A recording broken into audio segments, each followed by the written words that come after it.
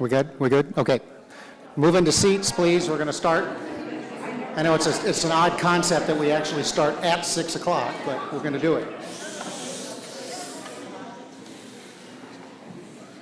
That won't happen. All right, welcome to the Santa Rosa Board of Education meeting for Wednesday, October 22nd, and we will start with the Pledge of Allegiance.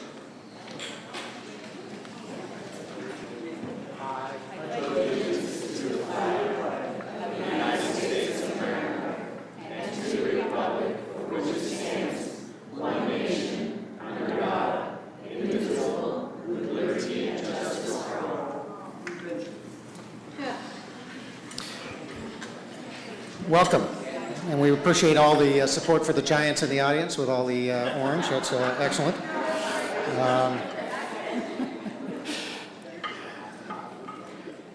Reportable actions taken in closed session. We had a motion on case 14-15-002-008. Motion made by Director Gonzalez, seconded by Director Jay, to accept the recommendation of the Administrative Hearing Panel, and that vote was 7-0. We had a motion in case 14-15-004-011 to accept the recommendation of the Administrative Hearing Panel with changes relative to placement on certain conditions. The motion was made by Director Gonzalez, seconded by Director Jay. The vote was 7-0. No other reportable actions were taken in closed session. Any statements of abstention? I don't think we've got any. Adjustments to the agenda. E5 is coming off, and specifically contract number 9 in E5 has been removed and will not be up for consideration. Any other adjustments to the agenda? Seeing none, we'll go to board member requests for information. Director Jay. I would like to know how often we take a look at refinancing our past bonds. As I've been talking to people in the community about our bond drive, that's a recurring question because, of course, they're interested in saving tax dollars on lower interest rates.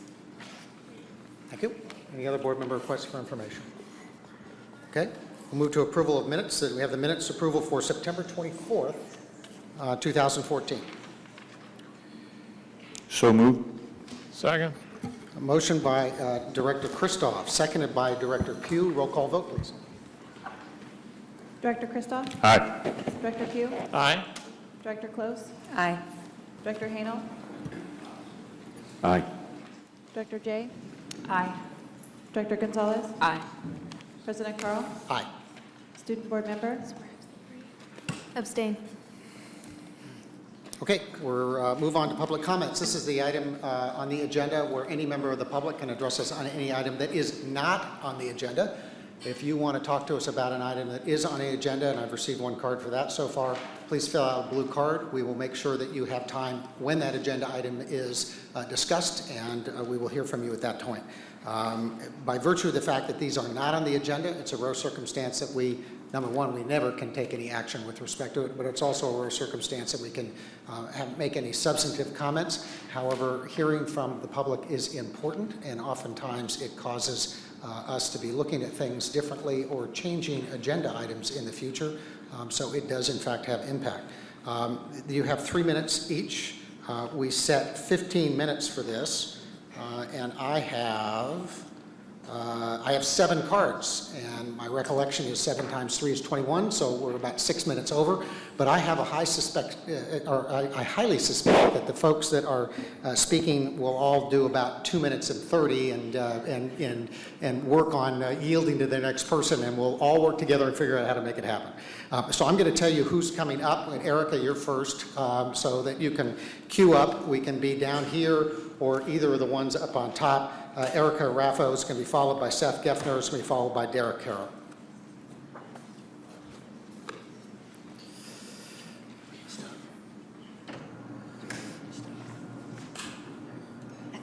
Thank you. Welcome. Good evening, everyone. My name is Erica Raffo, and I'm an English teacher at Elsie Allen High School. My comment tonight is really a thank you for beginning to address the issue of regular classes and academic classes in our high schools. When Elsie Allen was started, the staff made a commitment to only offer college prep core courses. Several years ago, we stopped honoring that commitment under the direction of district leadership at the time in an effort to increase graduation rate, and it did not work. It was a failure. Thankfully, we've been able to return to only offering A through G core courses. I do understand that not all of my colleagues in the district share my gratitude for raising this issue. One suggestion that I have is that we really start to address the issue of how we better support struggling students. We'd like them all to be successful in rigorous courses, and I think the addition of some support for them, some appropriate support, is much needed. I really believe that it is imperative that we, together as a district, really listen to each other and make sure that we are being equitable in our course offerings and we're not holding students back because of their socioeconomic status. Thank you. Seth, followed by Dara, followed by Jesse Dennis. You can adjust. Well, you can lean over or you can adjust it, either one. Thank you, Seth. Okay, that's good. Okay, hello, my name is Seth Geffner, and I'm a counselor at Santa Rosa High School. I'm here to comment on the issue of requiring all students to take only college prep classes in high school, as well as respond to the disappointing Close to Home article written by school board member Jenny Close.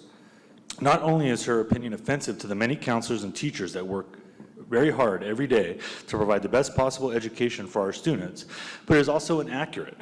Unfortunately, Director Close chose to deliver an approach without nuances, lacks factual information, as a one-size-fits-all perspective.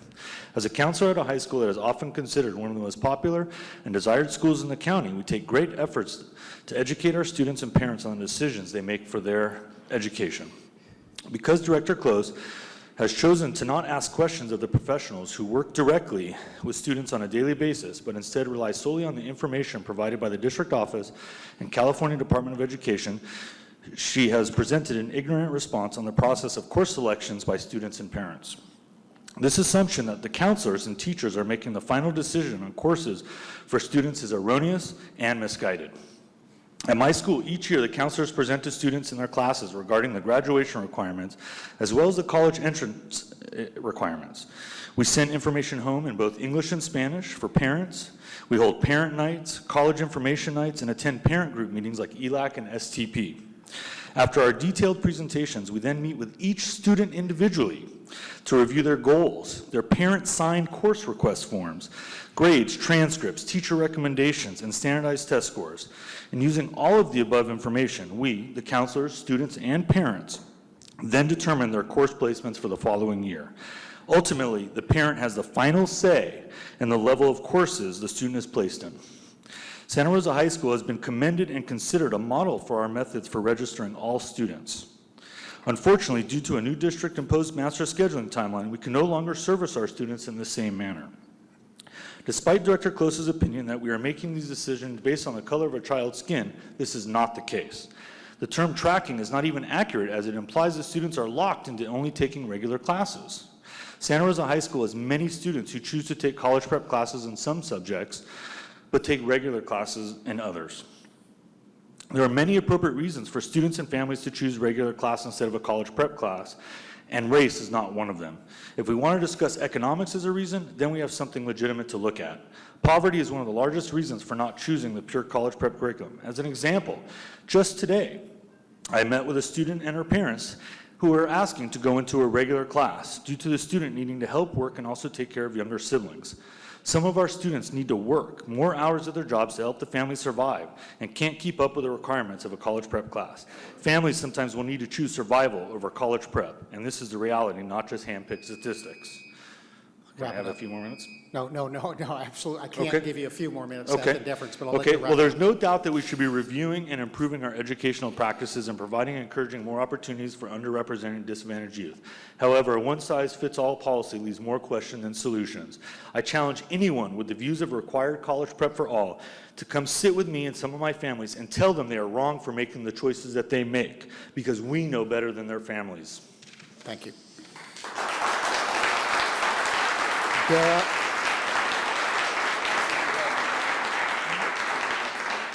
Dara, followed by Jesse, followed by Will Lyon. Hello, Hello, my name is Dara Carroll, and I've been teaching at Santa Rosa High School for 12 years. Also a graduate of Santa Rosa High School in 1989. No, this Jack is actually older than that. Rather than read my speech, I feel that I would rather demonstrate the brochure, which is what I believe most of us are here to represent. We want to continue to allow student choice that we feel is being threatened when regular courses are being possibly taken away from students that are not academically oriented. For example, my stepson, who was a student at Santa Rosa High School in regular classes, he could not do academic because though he tried, he just never quite had the academic mind. Did he have support at home? Yes, I'm a teacher. But it wasn't enough. So thanks to being able to take regular courses, he was able to pass those courses and receive his high school diploma. Had he been forced into academic-only courses, there's no way he would have passed, and there's no way he would have graduated. Like many of our students at Santa Rosa High School, which are quite different than those at the other schools. Hopefully everybody here knows Santa Rosa High School, as I'm a graduate, I know, is unique and has been unique. It is not like the other campuses. For example, we still have a traditional bell schedule, so sometimes not everything fits everything. Square peg, round hole? Yes? Okay, thank you. I wanted to demonstrate this brochure, which says College and Career Readiness Guide. So it says college first, and then it says career readiness. I and many of my colleagues feel that the career readiness is being challenged and possibly threatened. As it states on page 40 of this brochure, pages 40 to 55 are the careers that we offer, and most of these pathways are offered at Santa Rosa High School: agriculture and natural resources, building and construction trades, business and finance, hospitality, tourism, recreation, health science, and medical technology, education, child development, and family services, manufacturing and product development, and transportation, arts, media, and entertainment. These are valuable career pathways. Not everybody should be forced to go to a UC straight after high school. Not everybody can afford it, not everybody wants to, and we need careers. If your toilet backs up, who are you gonna call? That's all, thank you. Thank you.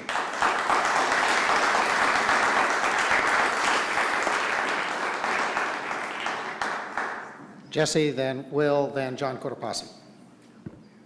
No, I'm okay. Thank you. Hi, my name is Jessica Dennis, and I have been teaching English in this district for just over 10 years now. During that decade, I have had the opportunity to spend time at nearly every single high school that we have. I can say with both experience and certainty that every site has different populations and has different needs. Tonight, I'm here to refute some major errors present in the Close to Home article. I believe you are highly misinformed about what happens in reg classes on the Santa Rosa High School campus. There's a belief that we funnel kids into classes without the proper information and assessment, and as Seth has pointed out, nothing could be further from the truth.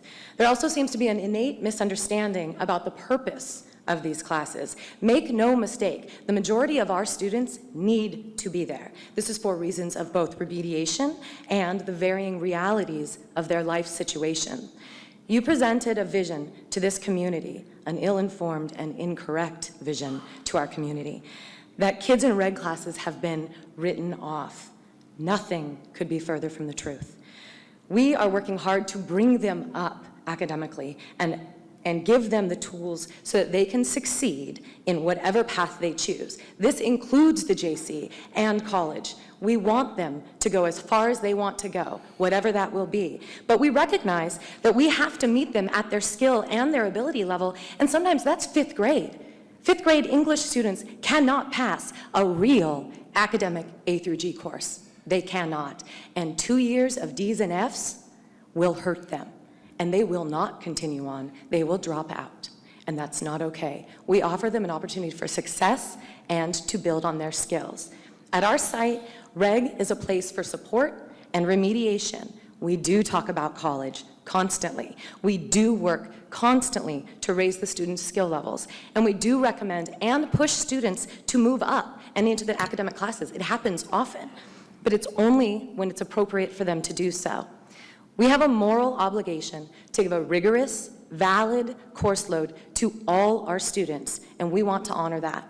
Putting students who lack the most basic of academic abilities in classes they're destined to fail is destructive to both them and to the rest of the students. Rigor is affected, period. You cannot argue that it's not. Look at any of the data of how truly prepared students are once they reach the CSU level. It's crystal clear, and it does not stutter. We do recognize the troubling racial statistics. Absolutely. We're here because we love our kids and we want the best for them. They certainly should be part of a dialogue, a real, valid dialogue about how to address that. But they are part of a much larger socioeconomic issue. Top-down changes to valuable programs without consulting the experts, those of us who are in the room with those kids, our kids, every single day, is ill-informed and wrong. Thank you. Thank you.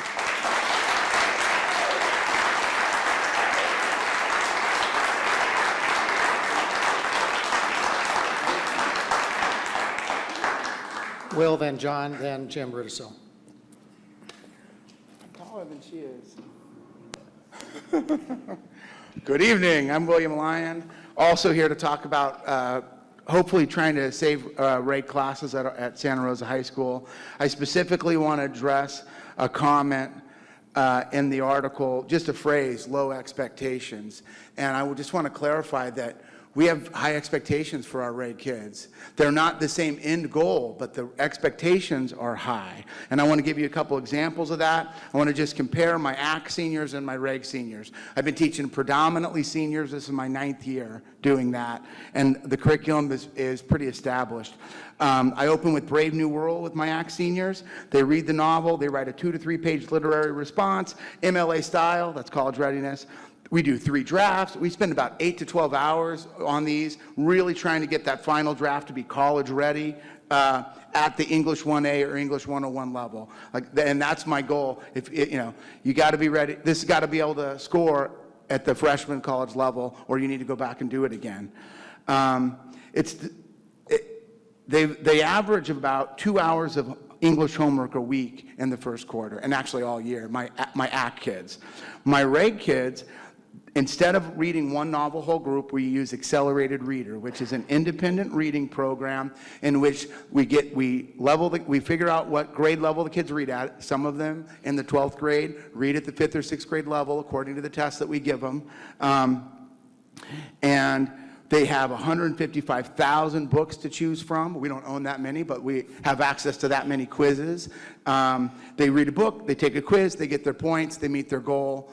That's how the reading works at the reg level, designed to be motivational for sometimes lower motivated kids. Get them a book that they're going to love to read with the goal to create avid readers. And they also had a 2 to 3 page MLA style essay with 3 drafts with 8 to 12 hours worth of work. More of it happened in the classroom than it did in the AC class. And my goal for them is to get them to write an essay that'll work at the English 100 level, which is one underneath freshman English. So it's close, it's right there, and it's rigorous. And what we're trading off is a little less academics for a little more life skills. And a lot of those kids need some of those life skills because they've had rough lives. I was surprised by the numbers. I'm going to admit, I ran these numbers today. Brave New World is 63,766 words. My 4th period English class, because they read as many books as they can to get the quizzes, they read an average of 2.5 books each in the first quarter. This is 6 weeks. 2.5 books. They read an average of 142,847 words. That's twice as much as the AC kids. The AC kids did more with it academically, lots of academic writing, but that's a lot of 6 weeks for kids to read 2.5 books. How many of you read less than 2.5 books the last 6 weeks? It's pretty good. I was really excited about that. My 5th period, just a little bit less, but still nearly double what my academic class did. So takeaways. My rate kids are on their way to college. They're just going to go to the Santa Rosa Junior College first, a lot of them. And I asked them at the beginning of the year, who's going to college? Almost every one of them raises their hand. Our classes are rigorous. Some of our rate kids do make it into English 1A because it's a placement test. They pass the test and they get in.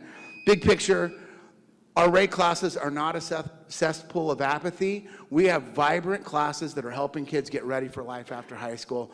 We're asking you to let us keep them. And if you don't want to let us keep them, we sure hope we get a lot of chance to talk about it as we have the last couple weeks. Thank you very much.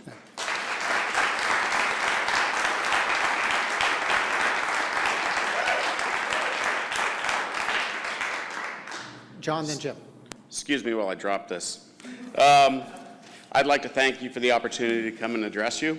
The first thing that I would like to do is I'd like to thank Will Lyon for opening communication between all the stakeholders. It's been a goal. It's been a goal of his to open up communication with the district office, the school board, and the teachers. And I think it's been successful. Little bumpy, but successful. All right, it always is, exactly.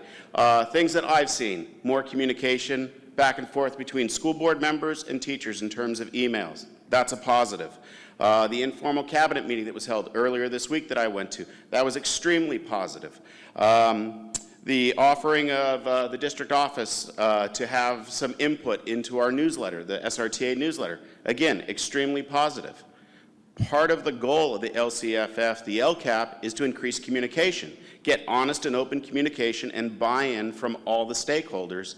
And even if it's been bumpy, I think we're on the right track, and I think we need to continue that. So that's something that's important that I think needs to be said. The other thing that I do want to say is, unfortunately, I think up to this point, we've been rushing to try and implement things without that communication. And I think that communication from all stakeholders needs to take place. We need to slow down, talk things through, and get input from all sides to make sure it's something that everyone can support. Obviously, that's not happening with the people that are standing here behind me right now. And that's a message you should hear. Last year, when the A through G came up, I gave Director Hanel some writing samples from my students, regular, academic, and AP. And at that point, I felt the board realized that, boy, these kids are so far different in their skills that we couldn't support getting rid of A through G. At the beginning of this year, when I heard that, hey, maybe this is coming up again, I took matters into my own hand. I have 2 regular U.S. history classes this year. I gave my kids a survey, 4 simple questions. They were, explain why you're enrolled in a regular U.S. history class, number 1. Number 2, what additional support do you feel you might need to be successful in a college prep class? Number 3, what plans do you have for schooling after Santa Rosa High School? And number 4, what are your thoughts about Santa Rosa High School creating college prep classes only? I have 50 responses for each of you from those students. I know you asked for data, you asked for examples. This is the best I can do, is examples from 50 children that I have. You can read through their responses. Going through them the other night, one student had a goal of going directly to a 4-year. That's it. Most of these kids, the JC is where they're headed, is where they want to go, where they see themselves going to work on skills. That's important, I think, for all of us to hear. We can say we're college and career ready. I'm sure Director Pugh would support the notion of going to the JC to work on both those skills. So that's what I have for you, and I will pass these out to you. Thank you.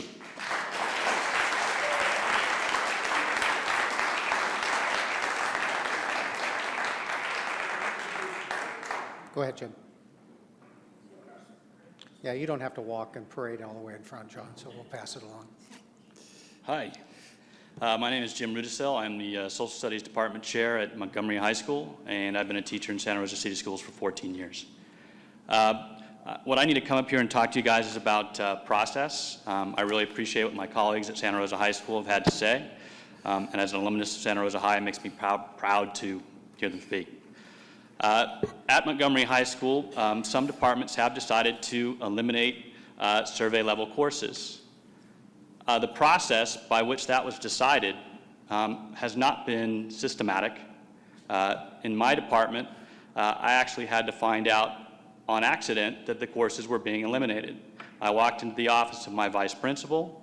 I took a look at the big board of classes, and she asked me if there was any issues, any problems with it. And I said, well, yeah, we're missing a whole level of courses. And she said, well, didn't you hear? Well, no, I didn't. And I've had casual conversations with my principal about, reducing A through G numbers. It's one of our WASC goals. I know it's in the LCAP, and it's definitely something we've been working on as a staff in terms of trying to reduce the number of students in survey courses who, really don't belong there, and making sure that it's the kids that really need the remediation and the skill development. And so what took place was that those courses were implemented. The surveys were eliminated, and we began this year with 10th grade basically heterogeneously grouped. Well, if you want to call them heterogeneous, if you take out all the AP and IB kids, it's not quite so hetero.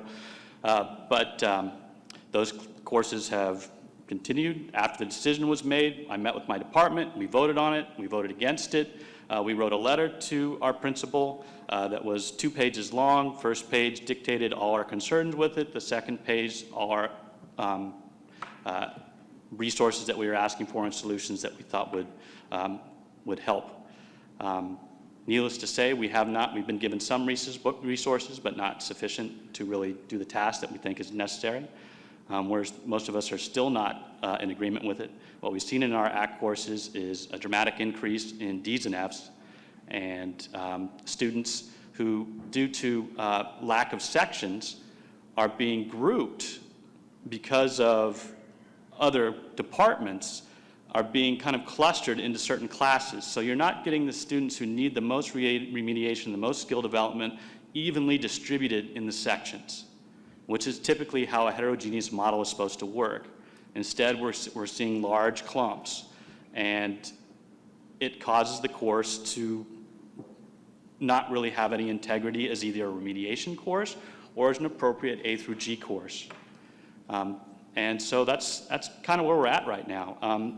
From what I understand, when we want to eliminate courses or actually add courses, there has to be school board approval.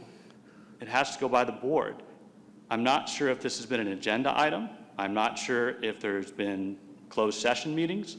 But in my personal opinion, and as a parent, this is a decision that I think needs to be publicly discussed and definitely worked on in a much more cohesive way than it has been so far, at least at my site. And so I'm grateful to Ms. Close for writing her article and making this a public debate, and I'm grateful to Mr. Wardlaw for having done the same, and I'm grateful to my colleagues who continue to push forward this discussion. I look forward to seeing where it goes. Thank you. Thank you, Jim.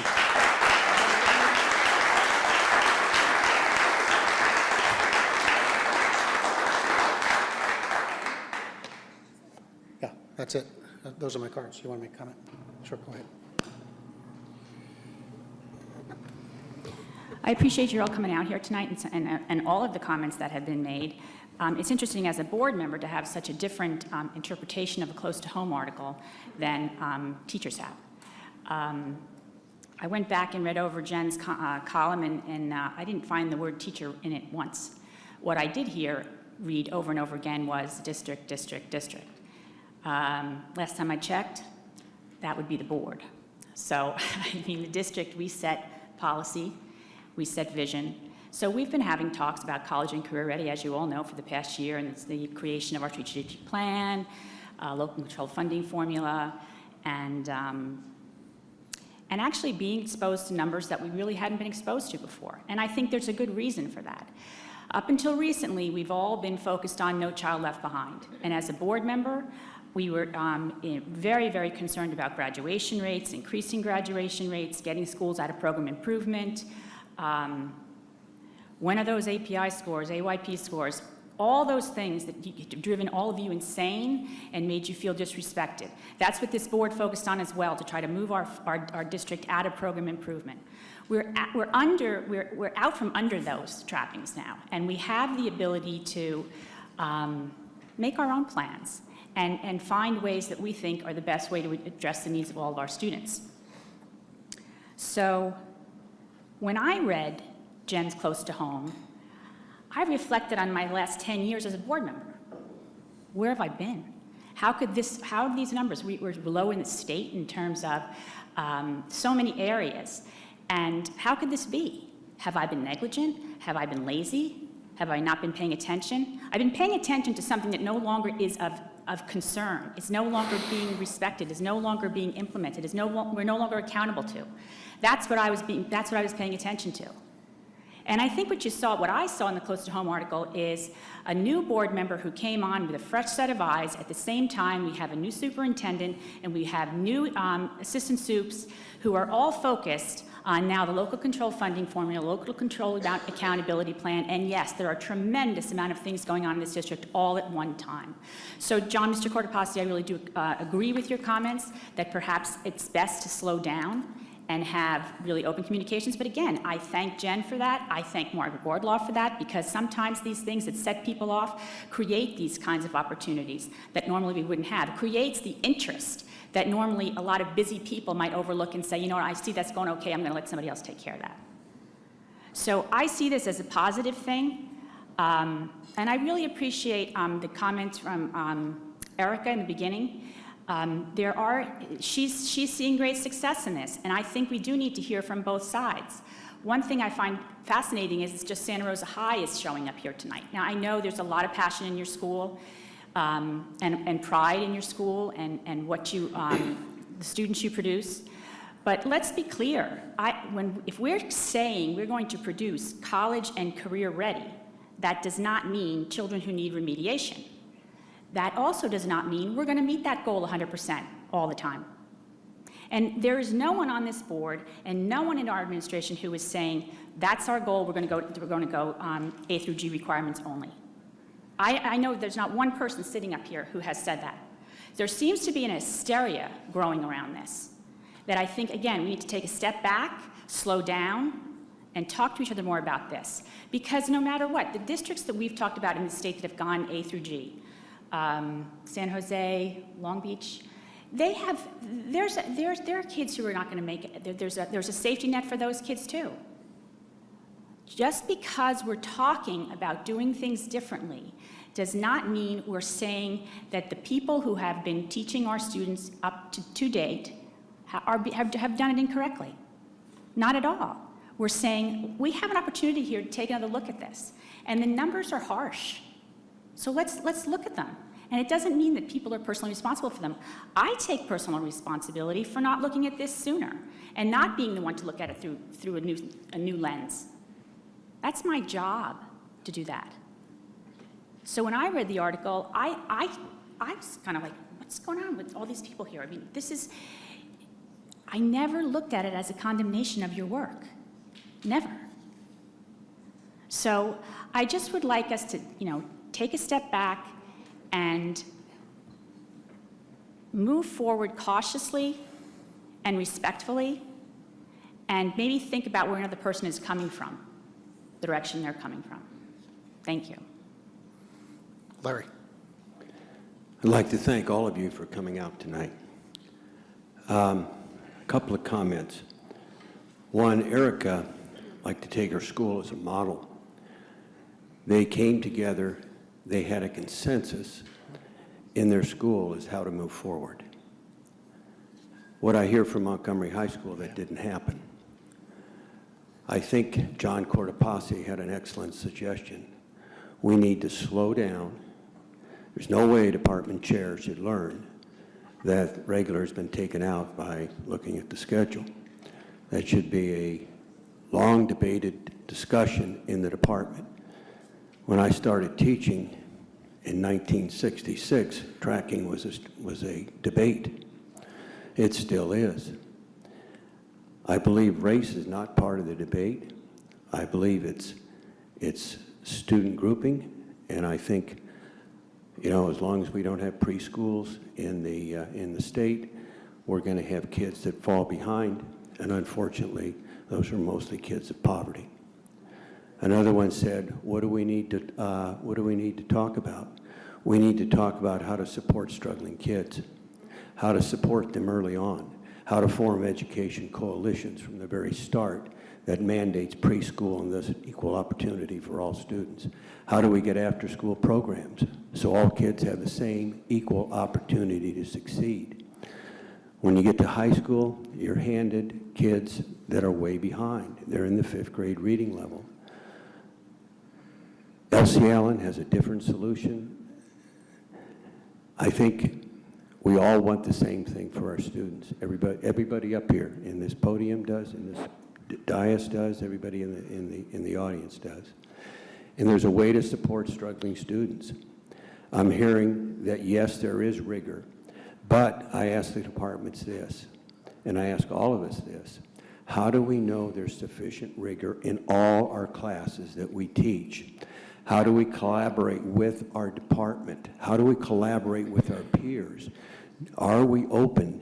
Do we allow others to come into our classes? Do we show the rigor that we are demanding? Some of you are doing, I'm not saying some of you aren't, but others, we can learn from each other, and we all know that. This is the discussion we have to have, how to support regular kids.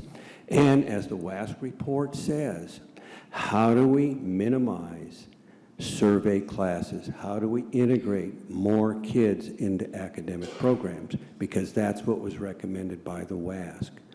So I think the discussion is open. I think we need to listen to each other. We need to slow down.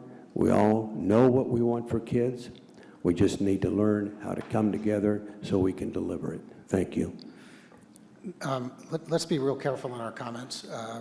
One of the reasons that we don't have any significant comments after public agenda comment section is that it's not agendized. So what we can't get into is any policy discussion.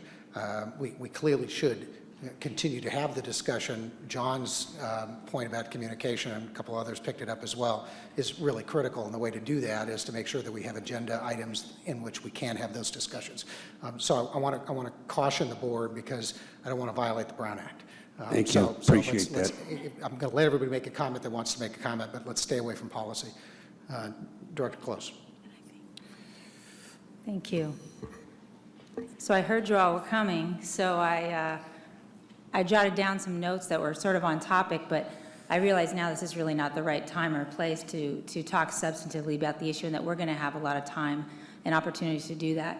But I do want to say something about this discussion or about these kinds of discussions in general. And I'm reminded of, although not specifically, of one of my first weeks at law school in Indiana, where as the whole first year class was approaching school at 8:30 in the morning, where we all had, coincidentally, constitutional law, free speech, and we were met by the Westboro Baptist Church with, 3-by-5-foot signs of dead fetuses and giant signs that says fags burn in hell, and little kids on bullhorns yelling hateful messages, things that I perceived as hateful messages.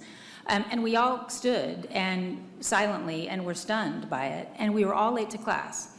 There were 200 people, adults, late to class and stunned into silence. And when we finally did filter, kind of shyly through this group of people and go to class, interestingly, and I don't know if they talked about it first, but I talked to my classmates in the other class. There were 2 free speech classes happening at the same time. They said, our professors said the same thing to us. They said, you don't need to be quiet. And we said, but we're respecting their right to free speech, right? And they said, no, that's not respecting free speech. The way to deal with speech is more speech. And a robust debate is what we value. It's what we value in free speech. It's what we value as Americans. And so, any kind of debate I really value as an American, as a lawyer, as an elected. So I appreciate you all coming here, and I appreciate the debate that's happening over a really important issue that was started, at least publicly, by in the press by Dr. Armiñana, and then Mark Wardlaw, and then myself, and I think 3 successive Sundays. And so this is a dialogue that's obviously important, but it can only be productive, I think, if we're looking at facts, and we're not being personal, because this isn't about me, and it's not about you. And the one thing I do want to say about my article, because I would encourage you to look at it again and see that it says nothing about counselors or teachers or the way we track students. It says nothing about Santa Rosa High School. It talks about a district-wide policy. It talks about district-wide policy, which is something that we can all talk about, but ultimately we have to vote on. So it's not personal. So I think this can be a really healthy dialogue, so long as that, you know, our hearts and minds are focused on kids, and we keep our intentions good, and we try to keep it on the issues and not personal. So thank you for coming and continuing a really important discussion. Laura. I want to thank you all for coming out as well. I appreciate you taking the time and coming and speaking. A couple of things. I think that what I hear from teachers is not necessarily, as what Director Jay said, a condemnation of teachers. What I heard you say was basically that you weren't part of the conversation, and that you, and I specifically enjoyed John Cortopassy's use of the word stakeholders, which is something personally I can't stand when used in terms of education, but since that is the buzzword, like silos and other ridiculous things like that, you are stakeholders, and you are saying that you as stakeholders were not listened to. And I think that is the main message. At least that's what I got here this evening. And I think that's really, really important, and I think that the board really needs to know that and understand that. We have schools that have implemented policy without your input, and that seems to be the fact. And yes, you're all a sea of orange here. That's because you guys are you're different at Santa Rosa High. You're louder and so forth. I have been hearing all kinds of stories coming out of Montgomery High School, and I told Amy and I told Marge, I said, they need to speak up. And this has been my major problem with SRTA. As a board member, I hear things, but then nobody speaks up. Nobody writes emails, nobody shows up, and I put Amy on notice. I said, I need that backup. We need to hear it. And you are finally here. And unfortunately, you are the only Montgomery High School teacher here. Unfortunately. Oh, there's a couple. Okay. But we haven't heard anything. We haven't heard how it's going or not going, that you didn't have a say in this. We needed to hear that, and we need to keep hearing that. And I think that I, too, the last few months have really been looking, as Director Jay said, what have we done? What's been going on here? And part of the thing is that, you know, we just heard at our last meeting that language exclamation point, hasn't been working, and it hasn't been working for a long time, and in fact, those kids are tracked, right? But I think we were given all kinds of data from our previous superintendent and from Dr. Gonzalez that, that it worked, that it was good. That's why we chose it. That's why we continued with it. We get information, and that's the information that we have to go on. And when teachers don't speak up, that's the only information we have. Okay, so I had heard as well, people didn't like language, but nobody brought it up to the level of the district office. And my feeling is that that's your job. You as teachers, that's your job to let us know when things are working or aren't working, okay? I don't like to get emails from people saying, oh, you need to talk about this or you need to talk about that, because my response is always, no, you need to talk about that, okay? And I am balling you out here, all right? But I thank you for being here. The other thing, too, is that, you know, a lot of things did come up, I think, in that article from Director Close. And I do also believe that institutionalized racism exists, okay?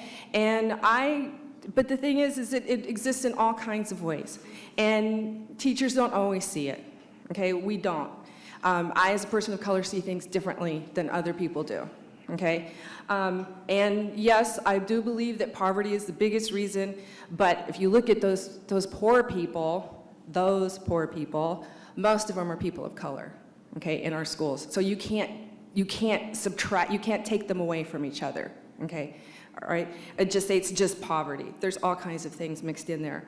And I do think, I don't believe that we in the district office or on the board understand what institutionalized racism is. A few years ago, when I brought up a concern that we had cut classes 17 or below, we weren't going to let them fly because of funding. And of course, Maria Carrillo High School parents came out in force. They emailed us, they showed up at the first board meeting. Please, we need to keep our classes. Parents spoke, kids spoke. They got to keep their classes. I assumed all the high schools would get to keep their classes. No. I heard from the Piner that they were closing classes. I emailed the board president. I said, what's going on? If you're going to do that for Maria Carrillo, it has to happen for all the schools. We can't just wait for the parents to come out. I was told, I said, that's an example of institutionalized racism. I was told, no, it's not. All right, so we all have a lot to learn here. All right, and the thing is that we need to discuss this. We need to have discussions. People need to show up. We need to participate. Most of you probably live in Santa Rosa. This is your community. Many of you have kids that go to schools here. You're also employees. You need to show up as well. We all need to participate in these discussions. And I think that that's the best thing to come out of all of this.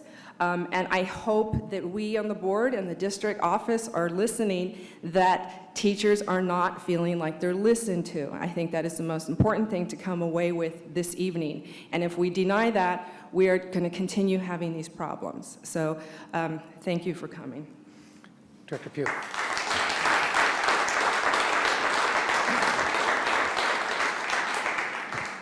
I do appreciate that people have taken their time out of a very busy day to come and express themselves, and this is very important to me.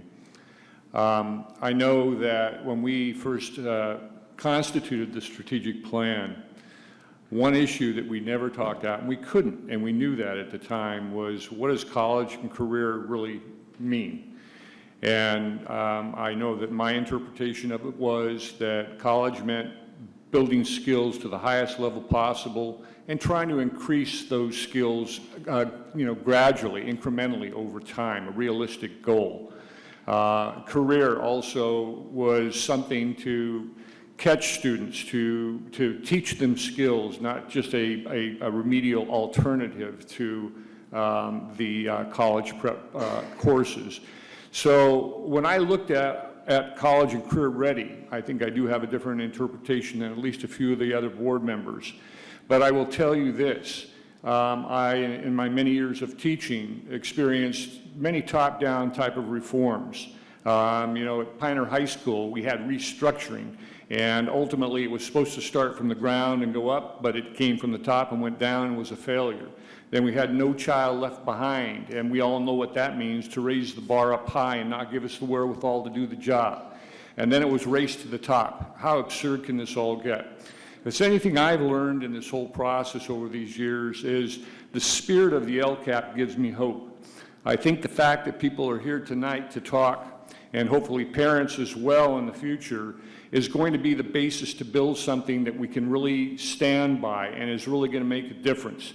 But it's going to mean recognizing that each school community is different, which I really believe after traveling around this district for many, many years. And there are different solutions to how to solve problems, but student populations are different. The teaching populations are different. Communities that surround schools are different. So if it's anything we need to do, we need to listen very carefully. And we need to talk to parents and to students. I appreciate Mr. Cortopassi talking to his students. We need to talk to teachers. We need to have thoughtful discussions as board members. And I think we can make it work. Again, I think the idea is to at least have an open, honest, and a cordial discussion and start there and see what we can do with it. Thank you very much. Dr. Pugh. Thank you. I agree with a lot of the comments that have been made here tonight. But I also want to say that there is a sense of reality that Laura spoke to, and that is there is an opinion that is agreed to by faculty that they are not listened to, which is not appropriate. We have been discussing and debating and arguing out from time to time the issue of A to G. It took the faculty to come before the board tonight to actually even really have a conversation about that at all. I think we should have a conversation about A to G, but I don't believe it is a one-size-fits-all approach. And the reason I am so happy that this is actually a high water mark, the reason I am so happy that the faculty are turned out tonight is to force the issue for proper discussion.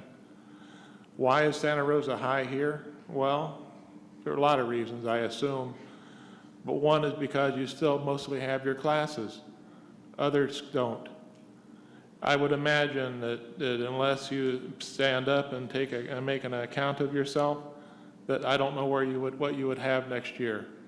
Things get pushed awfully hard, awfully fast now, and I'm glad there's a call to slow things down for proper discussion, proper consultation, showing respect for faculty. They're really doing the hard job every day, a job that I don't really know. I know what I do during the day, but I'm not so sure I've been in your shoes all the time. So I'm thankful, again, that you are all here. I'm thankful that we have forced the issue to a public debate because there's obviously a concern. I think this conversation came too late for some programs at Montgomery High School that I heard from faculty when I had lunch with them a week ago.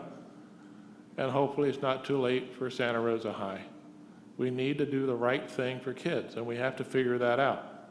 But pushing things through at lightning speed and not listening to folks, or at least creating the impression that you're not being listened to, is just not appropriate or fair or even a democracy. Thank you.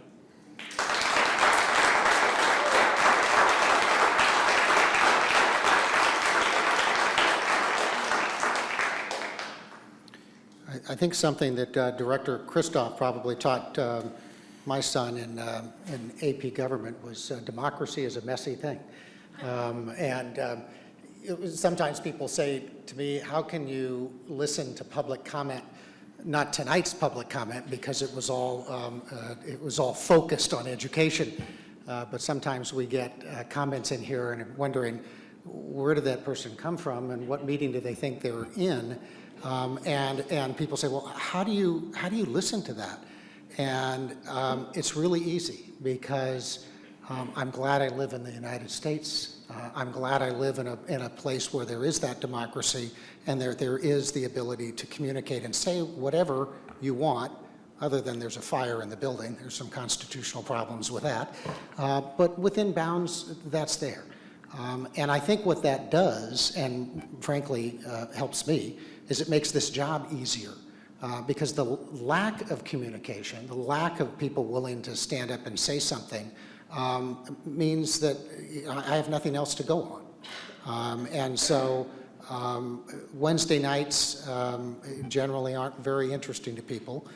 Wednesday nights during the World Series are even less interesting for people to be sitting at this, in this room. But I appreciate that you're willing to do that.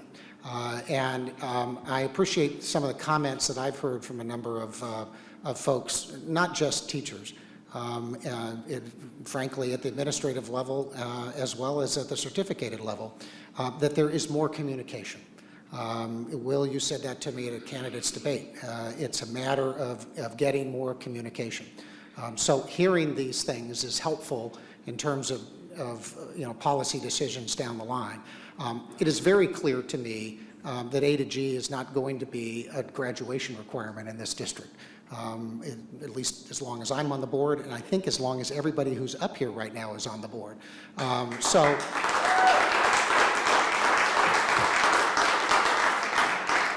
But raising expectations for students is something we all want to do, and there's nobody in this room that doesn't want to do that. There are ways to make that happen.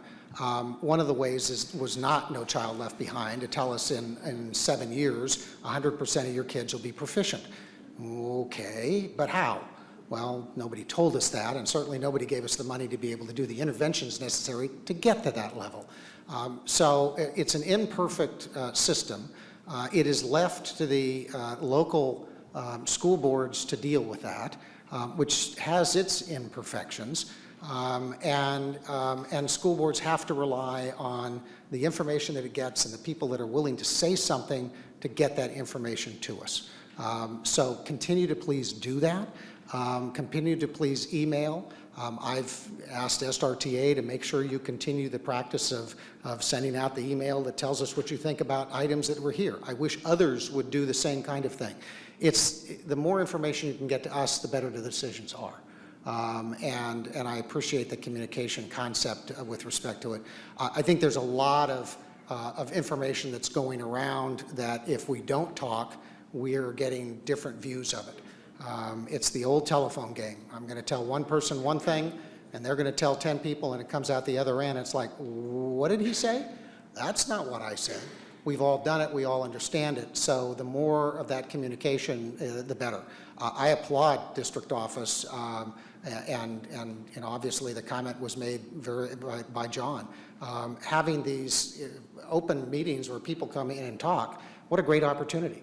I applaud district office to tell every one of the district office employees to get out to the sites. District office is there to serve the sites. And the word I'm hearing from district office is they get that concept.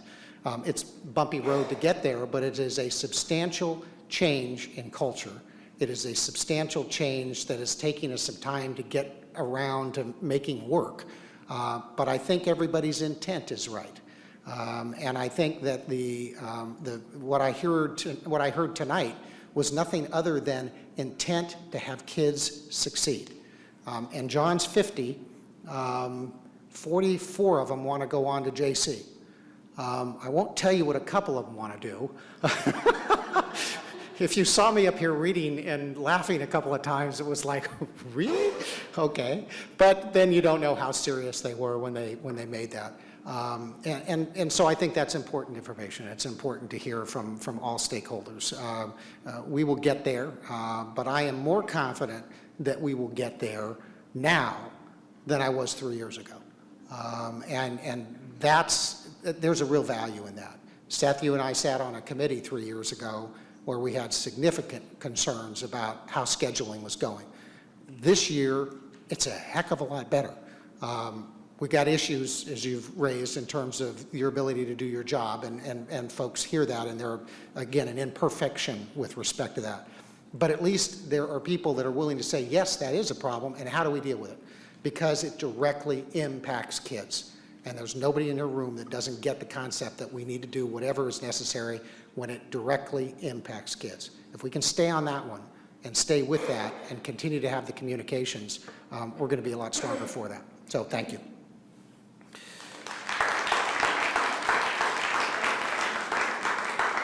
Okay, I apologize to everybody else who was on agendas and thinking that we were going to get to those within some timely level, but this is valuable and this is important, and it's part of setting culture. And I, to the extent that we can get public comments that are meaningful like that and that really cause us to think and cause us to take action and look at things in the future, we're better off for it too. So let's move on. We'll go to employee association reports. Amy? And you guys can all, thank you, I really appreciate that, Dave. Because the last time I knew it wasn't quite there, so thank you.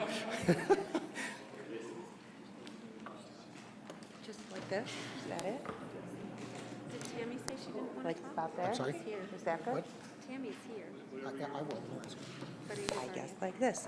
Well, good evening. I've kind of thrown out what I was originally going to say, and I'm going to speak directly to what went on this evening. I kind of feel like a broken record, and I'm getting sick of the sound of my own voice by saying that we need to stick to process, communication, and unity.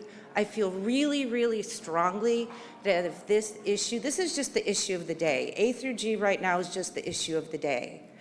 If the teachers had been consulted with like they should have been in the first place, these people might not have come here tonight. These people might not have been so upset about what they felt imposed upon them, and things may have turned out completely differently.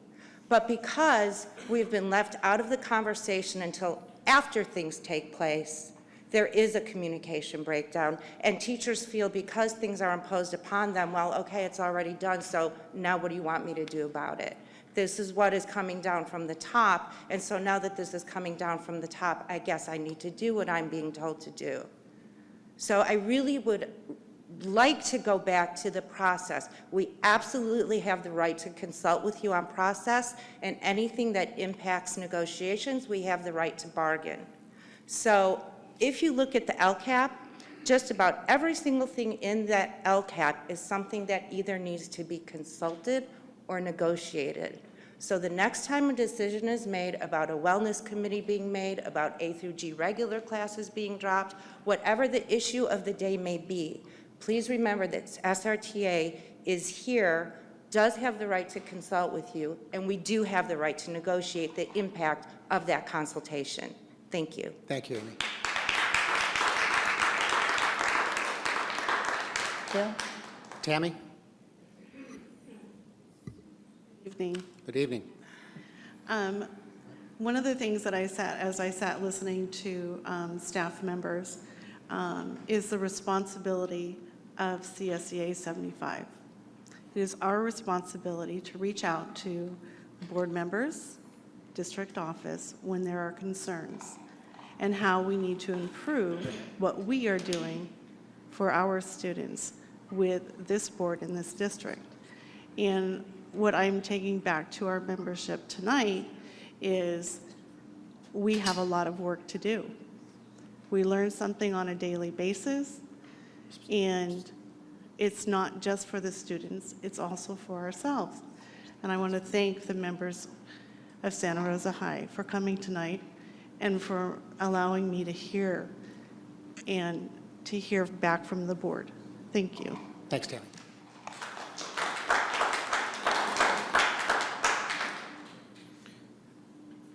I'm sorry?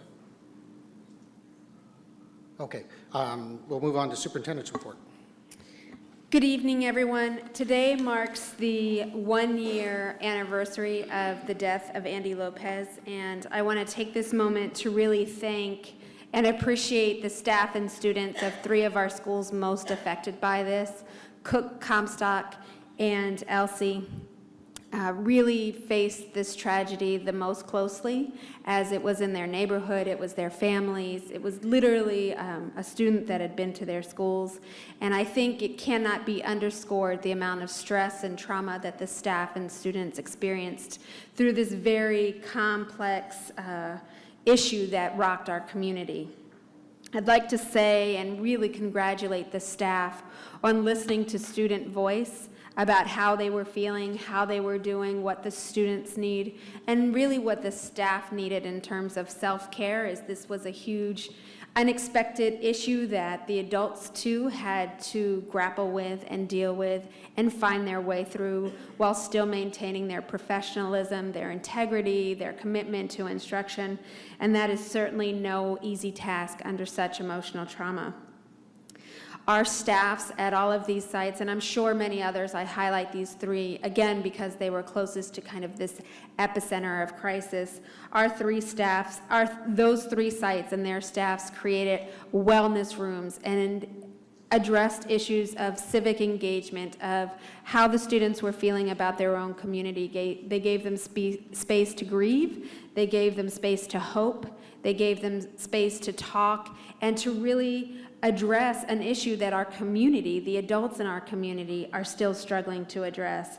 And I just really want to thank all of those sites, all of those students. The staff had the courage to ask students to listen, and students led the way with grace and reflection and really showed that seeking common ground is how we move ahead together. And I think that those sites, and certainly the Lopez family and all of the community members who are still trying to struggle and address the issues that were surfaced during that one incident, I want to thank them for their continued commitment to our schools, to our students, and to our school community. Great, thank you. Next is board president report. In deference to where we are in terms of time, I'm going to skip and we're going to move to teacher advisory committee. We don't have minutes yet, but do you have a quick review?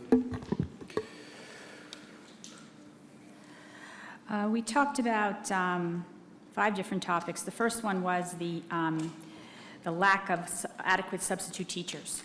And this is a county-wide issue due to the, unfortunately, increasing health of our economy. A lot of people are no longer turning to substitute teaching as a way to make a living. That's one reason why the numbers are down across the county. And we talked about different ways of how to address this in the future. We're going to get minutes out to you soon, eventually, but I just want to touch on these lightly. So substitute teaching is a big issue, so big that it's impacting our ability to do professional development. Right, and it's on the agenda tonight, too. Okay. Then the next one is mental health wellness support, and that really focused on the SAY program that we have going on, and Social Advocates for Youth program that we have going on at 7 of our sites, and its impact on the students as well as our counselors and how they interact or don't interact. And so that is something that will be followed up on in terms of just growing the program and working all the kinks out along the way. But it is something that is very important to the health of our students and also to Santa Rosa City Schools counselors who need to, how should we say, I don't know how to say this, but there's deep concerns about these programs, these two, SAY, coming into our district and working effectively with our counselors. But I see lots of hope at the end of the tunnel. Transitional kindergarten is going very well. I do not think I think there's only maybe one combo class. And the only real concern people have is, well, the numbers right before school starts. Well, we ask, well, how can we allay those fears? What more can we do? Well, the answer was we really don't know, because kids keep coming up until the day school starts and even afterwards. But general feeling is very positive among the teachers, and the program is being well received by parents. Word is getting out there more and more that it's being offered, and that's a good thing. We talked about pesticide spraying. I guess there was an issue at Lincoln Elementary, so Mr. Eichmann is going to be communicating with the sites as to how to communicate to their teachers and admins as to when if they're spraying and what times of day, et cetera. And then we ended with professional development, which really has everybody commented on how wonderful it is, how teachers have been starved for more professional development over the past couple of years. Very glad to have it, but the substitute teaching issue is a problem that is conflicting with our professional development schedule. So that's it for today. All right, board member reports, 2 minutes, and to the extent that you can condense it even more, we've got a lot of people waiting for a lot of items. So we'll start with Director Pugh. Been visiting a lot of schools, talking with a lot of folks about their concerns and their perceptions of what's going on in our district. And I'm getting a great education and learning a lot. And that's all I'll say tonight. Fabulous report. I would say that it's interesting to go around and talk to people during this campaign season, because the thing I'm getting to do is to talk to people who I normally wouldn't talk to, teachers and administrators and some parents. And there's a lot of interest in our school district, and I'm very proud to say that we have a great reputation, and people are very interested in what's going on right now and all the changes. I think sometimes that percolates a little bit slowly, but people are out there, and they're very thoughtful, and it's good to listen to them. Thank you. Thank you, Director Gonzalez. Yes, I've been able to attend some things in the evening. Unfortunately, I can't get to schools during the day because I'm teaching. But let's see, I did go to the Santa Rosa City Schools Showcase, made the tail end of it, was very good. Thank you for the cookies, Piner, it was very good. I went to Art Quest Improv Night, which was pretty interesting. It was sold out. We were in the black box, for those of you who know that. There are a ton of us in there. It was very good. I am constantly amazed by the talent of our students. I got to go to the DLAC meeting, which was very good, and listening to parents who are, that's the District English Language Advisory Committee, listening to Spanish-speaking parents representing different schools in the district and their concerns.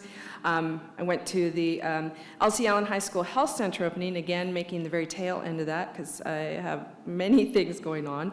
And that was very cool, and looking at how they've expanded it.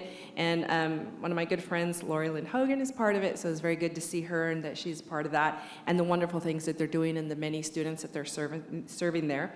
And then I went to the ELAC meeting, the English Language Advisory Committee meeting at Montgomery High School, and got to hear a good presentation by Oscar Guajardo from the JC, who talked about programs. And listening to the parent comments and concerns was very interesting, and a lot of parents really wanting to do stuff within the district, but not really knowing how, I think, hampered by the lack of English. So it's good that they have some place like that, and I'm glad to be able to speak to them and tell them that somebody from the board is listening. Thanks. Thank you. Director Jay? I also attended the Elsie Allen High School's grand opening of their health center. It was really well attended. One of the things that was really nice is they had 2 students speak to how this health center has affected them personally, and told their personal stories and how much they appreciate the guidance and the support of the health center in their lives. I also worked the phone banks for our bond measure that we're trying to pass. I want to give a thanks to Remax Realty on College, who has been giving us office space and use of their phones to try to get the vote out for the bond. And then on this past Saturday, I walked precincts with the Chamber of Commerce, who is endorsing our bond measure. So we, our material was included with their slate, and so people were out all over the city distributing information about our bond measure. So thanks to them. Thank you. Director Hale. Thank you. I attended the steering committee meeting of Light the Lantern, which is a program to give free music tickets to our teachers. And they're starting off this year with the schools that have directly been impacted by the Andy Lopez tragedy, Lincoln, Cook, and Elsie Allen High School. It's a very cool program. I visited Santa Rosa High School and had lunch with some of the teachers. I had a couple of meetings with Hank Topper, community advisory member from Santa Rosa Together, and we're meeting with Diane Kitamura and Chris White tomorrow to talk about civic engagement, how we can further that for our students. I went to the opening of the Elsie Allen High School Health Center, which has expanded, doubled its capacity, and heard 2 moving testimonials by teenagers, how their lives had really been infected by the services and the counseling they've gotten at that center. I went to the ArtQuest Back to School Night, which is a very cool program. They had a wonderful video showing their programs, and then we got around and take a look at their programs, especially the photography. I talked to the teacher, and it's not just a class in photography, it's a class in photography as a medium of design, and she teaches at Sonoma State, and what she's giving those kids is just amazing, and ArtQuest is really an amazing program. No wonder it draws so many students from outside the district. And I also joined the phone bank one night, so thanks to Remax. Thank you. Director Close. Okay, yeah, the Elsie Health Center opening, like Donna and Larry said, it was really moving to hear the students talk about how they've been served by that center, and it really was a great place, so that was nice to attend that event. I phone banked for the bond a couple nights. Nice to hear that when people do answer the phone, that they are usually supportive and excited about us getting some more money. Of course, they don't answer the phone a lot because of our giants doing so well. They're often interfering with our phone banking. I went with a 10,000 Degrees trip to Mills College with the Elsie students, and it was really interesting to go with first-gen students, and also it was an information day, and one of the first questions they ask everybody is raise your hand if you would be a first-gen college student. And then they had a lot of students come introduce themselves and specify if they were first-gen students. And it was great to see how many of them there were there. And also, it was interesting because I felt like those first-gen students asked better questions than I remember asking, and my friends remember asking. People who sort of assumed they were going to college went straight to, student life, where these kids were asking questions about school. They seemed more substantive. I thought that was really neat. We set up a water station for our LC Half Marathon team, and a SAG wagon too was necessary for one guy. But they're on track to run their first half marathon this weekend, yeah? And they're raising money for SAY, so if you want to donate to SAY through these guys, you can send me an email and I can point you in the right direction. And I think that's it. Oh, one more thing. The other thing that I've been doing for the past few days is fielding emails regarding this close to home that I wrote. And I do just want to say that I want to thank all of the people who wrote in positively and all the teachers I heard from who were very encouraging and positive about the changes. We don't always hear about them, hear from the happy people here tonight. So I just wanted to thank them for reaching out to me. Student board member report? You don't have to. If you have one, no? You're running a half marathon this on Saturday, right? I am. So that's exciting. Thanks to Jen, it's all coming together. Yeah, I'm not sure.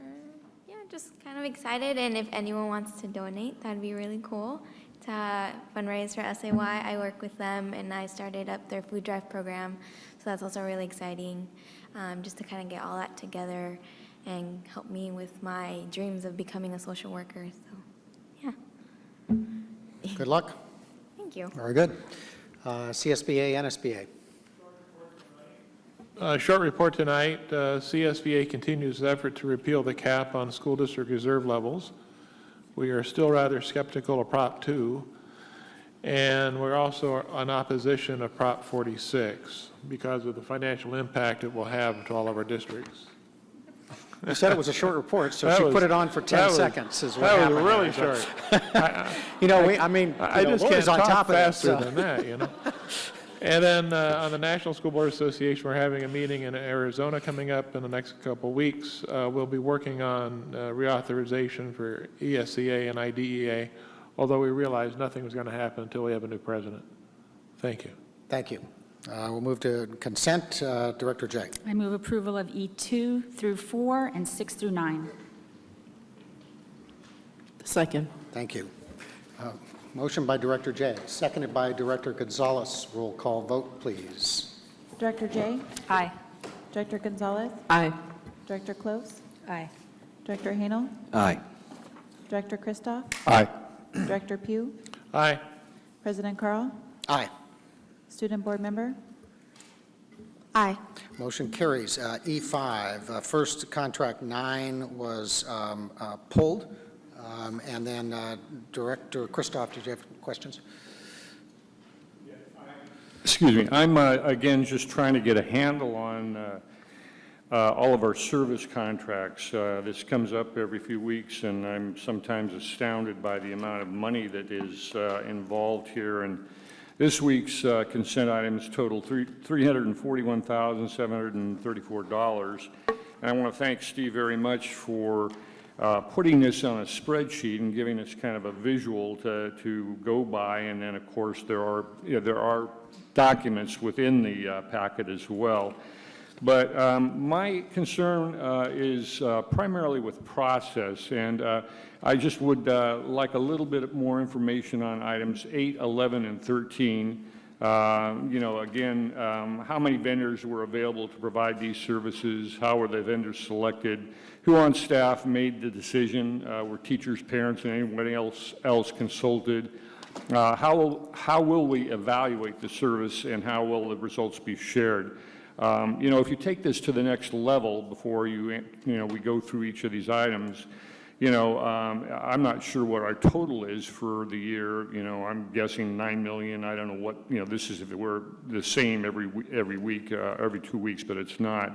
But I know it's substantial. I'm not asking for that figure right now, and I'm not going to go back right at this moment and go back and look through our records.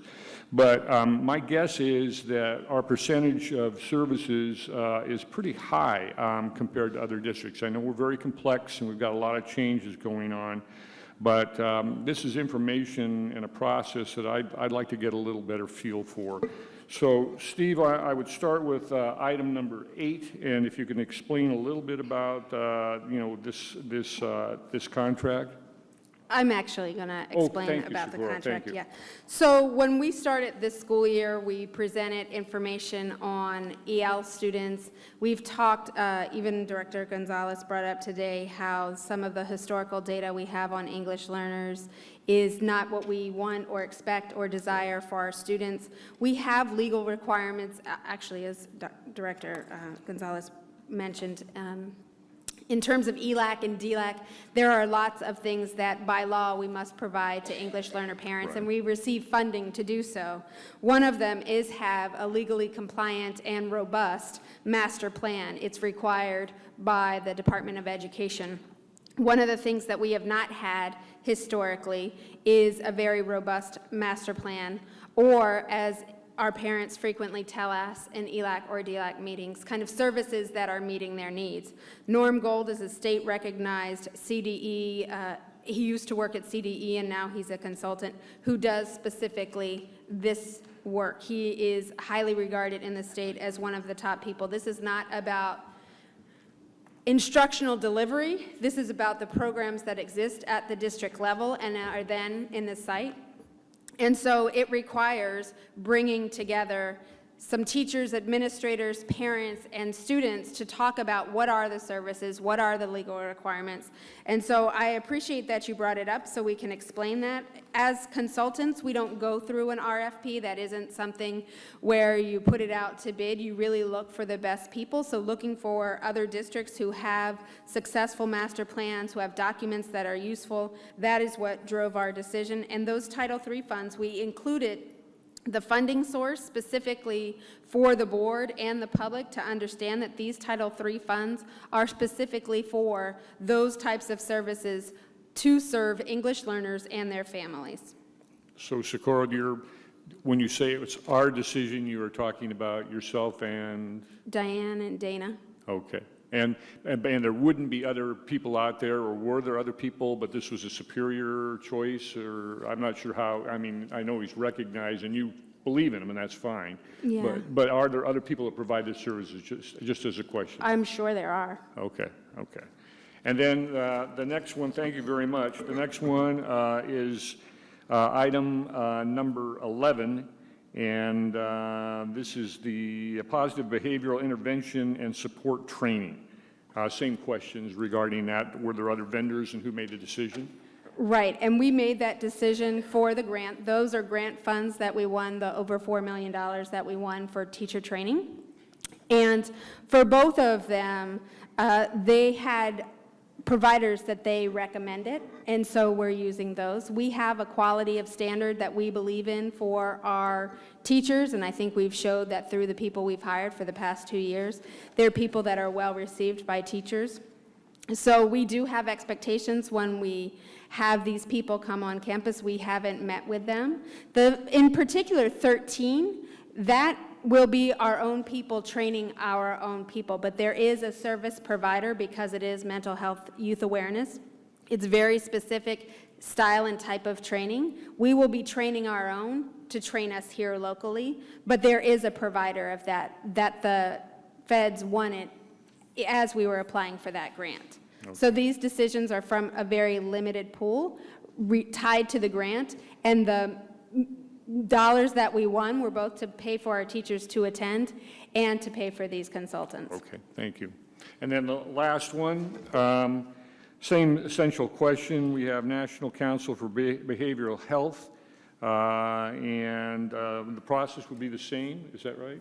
Mm-hmm. Okay. Specifically for those grant ones. Okay. And then lastly, this is just, I mean, something for the future, but do we have a way, when I look at all these contracts, do we have a way at the back end of them to say, have we done a good job? Has this been the best service we can get? I know that there's a lot of them, but do we have a process for evaluating them after the fact?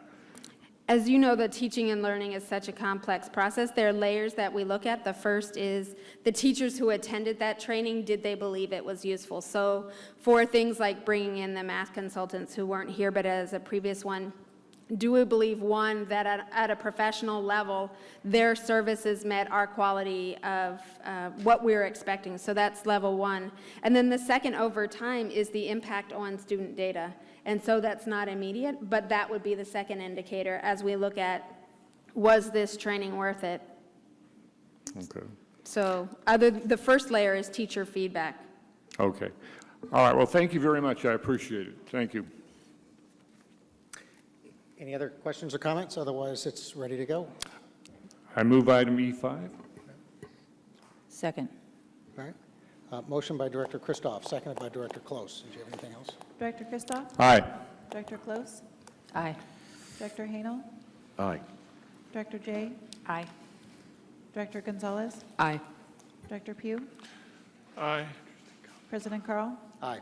Student Board Member? Aye. We'll move to our F items. The first one is a Common Core Network update.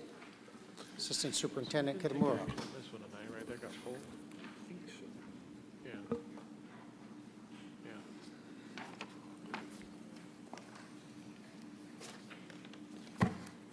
Yeah. Any Common Core Network people, come on down.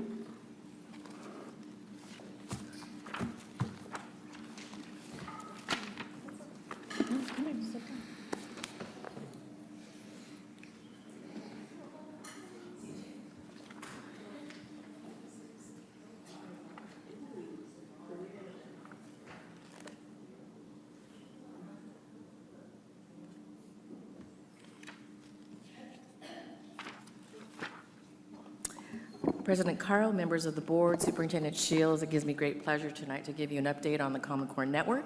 I actually have some members of the Common Core Network with me here today. It just so happens they're all from Korea.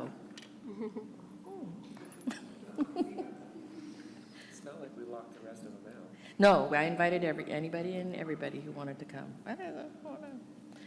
So be sure and jump in at any time, folks.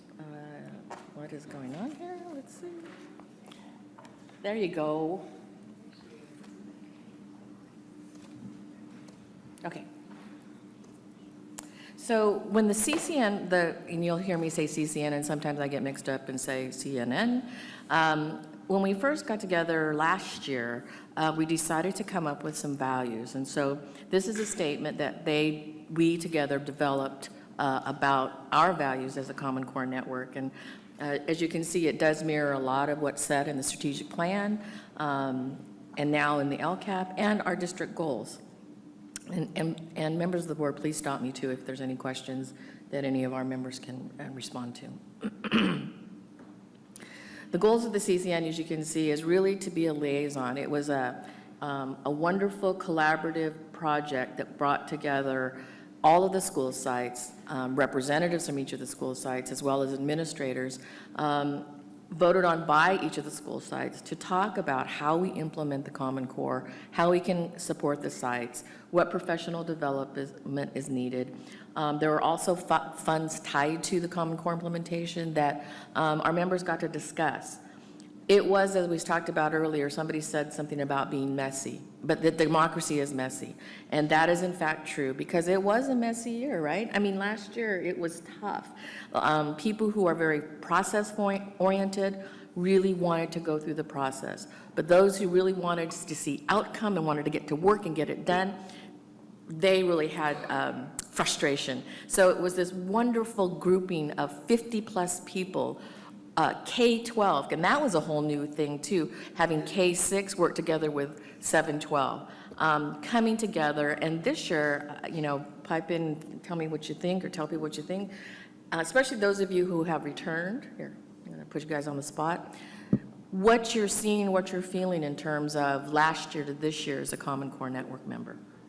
Want to go? We've only met twice so far this year. But it doesn't feel so messy so far. I think that would be my comment. That's good. That's good.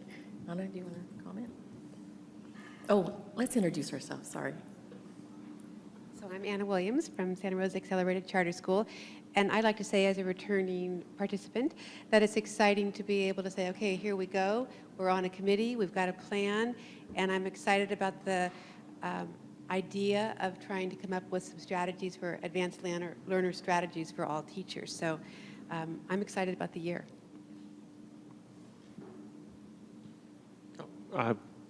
Rand Van Dyke, I'm the administrative representative this year, and it's definitely going to be interesting having an insider view of it, because you hear the messy, and messy isn't bad. I think it's really where great stuff comes from, and we have to be okay with that. I'm brand new this year, Bridgette Mansell. I'm at Maria Carrillo, and I'm happy to be at the table. I'm happy to be part of the process. I definitely am committed to helping Diane. I'm really impressed with her CCN norms. Are you going to share those? Okay, good. I really think this is what the board could also be doing more of in terms of a culture. I'm really excited about this. Thank you, Diane. I'm excited because I'm involved. I've wanted to do this, and I was never voted in until now, so here I am. And I'm happy to be at the table in my 32nd year of teaching. I have a lot of experience to bring here, and I'm really excited to help. And I'm really feeling this year, after being at Pioneer High for 22 years, and now Maria Carrillo at 10 years, I'm really feeling like this is an opportunity for me to bring what I learned on the west side over and help out. And I just all the creative work that was done at Pioneer High School, and I'm going to bring that up right now. And I love being at Maria Carrillo, and I'm glad to be here. What about these norms? You said that the board, something about the I board. think we will speak from the heart is really important, and I think that the idea of being fully present and creating a collaborative group of teachers that are honored for where they come from, and I like the way you create the culture. I've only been to 2 meetings, but we met today, Rand and Margie and myself and our other rep at CREO, and I'm feeling really good about it. I feel really engaged. I had critical concerns about this, but I'm definitely going to be present and speak my truth, and I'm going to definitely want to be a learner as well as someone that can bring some experience. So I'm really happy to be here. So thank you. And you will have an opportunity to be voted in again in a couple of weeks. Good luck. Patty Turner, Director of Curriculum Instruction, 712. I have to applaud Diane for the way she's handled this 50-plus people. The process has developed in such a way that our last meeting, I would have to say and admit, hopefully you'll agree, that it was our very best one. For 50 people to make choices, we made 3. And I think it was within 15 minutes. So that was huge. It was wonderful. It was in small groups, and everyone was heard. So how do you manage 50 people? We put them in small groups, and it works. So hopefully this is just the future of our success as a big group, but it's wonderful. It's interesting, the CCN norms are actually based on the restorative practice norms, so just to throw that plug in there. As the members have said, we, in our second meeting, have already developed committees. And in your packet, you'll see circle page 10. Those are the committees, and those are the selections by each of the teachers and district office staff about which committee they would like to participate on. Their homework for next time is to come back with what is it they want to accomplish within this committee as it relates to Common Core implementation at their sites. So these are some of the accomplishments that I'm very, very proud that our Common Core network has developed. And as you can see, I'm not going to read through them, but some significant things have happened just in a year with us coming together, working together, collaborating and talking. Much of the discussion that was talked about at the opening of the meeting about listening to teachers and hearing their voice, I think is epitomized in the Common Core network. I think we have strived for that to be a huge part of what we do as a Common Core network. And it's something I think we can model and do in our other areas. The elementary collaborative comes together and do these things. I just think it's wonderful when we work together to solve problems, because the bottom line is we do all want the same things. So some great things together. Any questions about our accomplishments? No? I would be remiss if I did not talk about acknowledgements, because I think it's a wonderful thing that so many of our Common Core Network people came back. I mean, the majority of them have come back to be and voted in by their staffs to be members this year. The principals, I think it was what is it, leap of faith to say, yep, you know what, we're going to do this, it's okay, go off and talk and meet and discuss things, and we do have principal representation on there. And so I have to thank the principals for their time and their patience, because things were, again, messy. We have to acknowledge Superintendent Shields, because what I absolutely adore and love about my work here is that when there is a goal in mind, a project to complete, something to do, I'm pretty much been able to do that, to accomplish that, and without a lot of, looking and seeing and micromanaging. And I greatly, greatly appreciate that. It helps and allows my creativity and my passion to be able to be at its best, be at its fullest. And so I want to acknowledge that. And the Board of Trustees, there's a lot of trust you had to place in us as district office staff to try something as new as this. And so I greatly, greatly appreciate that. And I would be remiss if I didn't thank Andy Brennan, because it was Andy who came together with myself and the former assistant superintendent to talk about how we could bring these groups together, how we could do this. And it was messy between us until we thought, you know what, we need to get through this. And so I do have to thank him. And of course, our curriculum and instruction staff, we couldn't do what we do without them. And I didn't put it on here, but of course it's always going to be thank you to the teachers who support the work that we do and in the classrooms. So here's some key questions. Because the Common Core implementation funds end in June 2015, how do we, and do we want to continue this type of collaborative network as we continue to improve our EDGE system? So that's a question I would ask the board. What role does the Board of Education play in building trust among all stakeholders? There's that word, sorry, Ms. Gonzalez. But, because I think there was a lot of that discussion too brought up in the early part of the board meeting. And then the final question is, how do we increase a positive and trusting relationship between the teachers and the administration?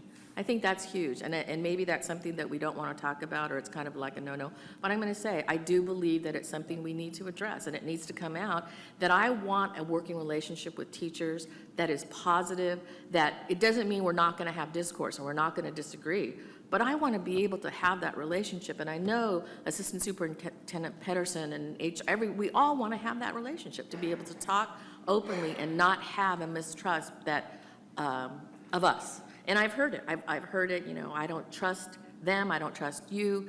And that's so opposite of how we operate as people that I want to figure out how we can overcome that and what do we need to do to build that relationship.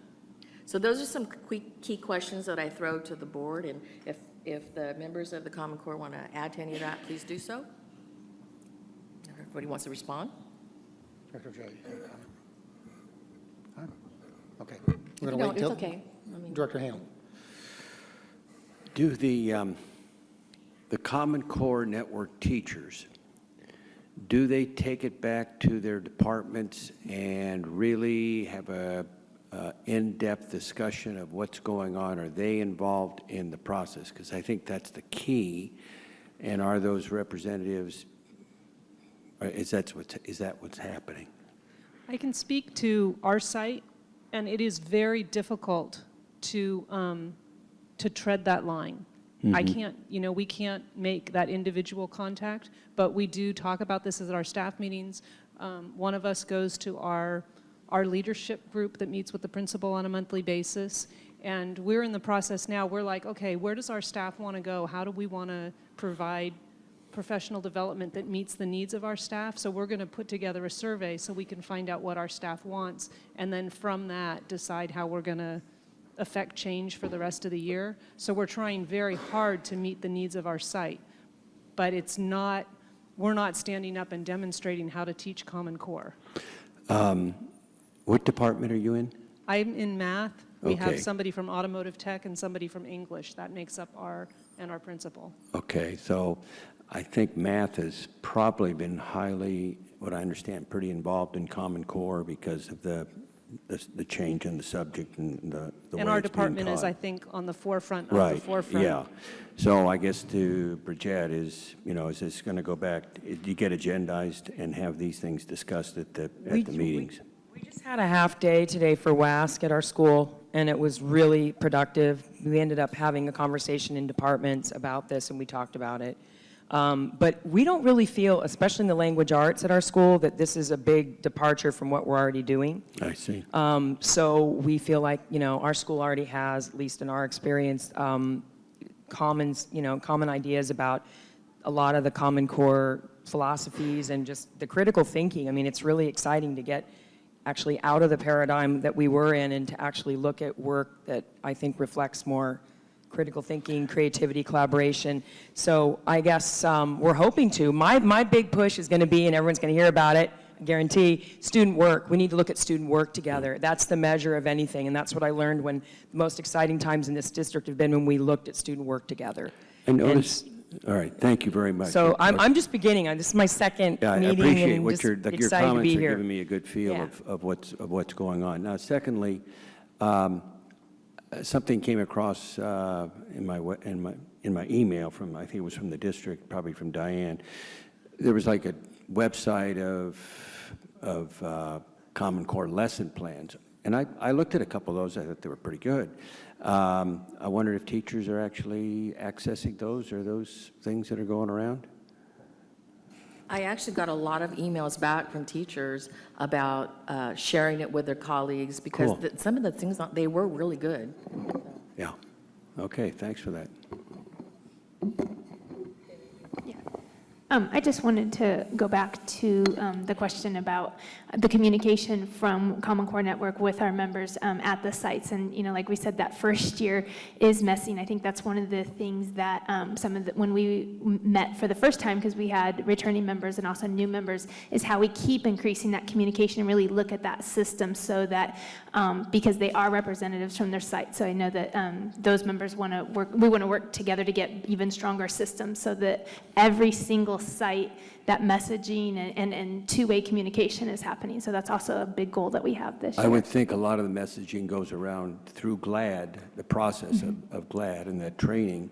And are the sites pretty equally representative as to how many have been through the training, or have some sites been more through the training than others? In regards to GLAD, no, it's been pretty even as far as for the sites, yeah. Because I would think that would be kind of the vehicle of accessing Common Core and building those structures. Definitely important. Okay, yes. thank you. Just about the communication, after each meeting, there's a careful documentation of what happened during that meeting, and that information is then forwarded to the representatives, who then turn around and share that with each of their staffs, and that's done through an email process. And when we email that, we link that email to the committee that does the communication, so they can ensure that that in fact got sent to everyone. Okay. Does that make sense? Okay, thanks for that. That's helpful. Director Pugh. Thank you. I just have a couple questions. You may have already mentioned it, and I just need to be clarified. How many times has the Common Core Network met this academic year so far? Twice? Do you meet monthly? Okay. And then the network of committees have been established. Are they regularly meeting now?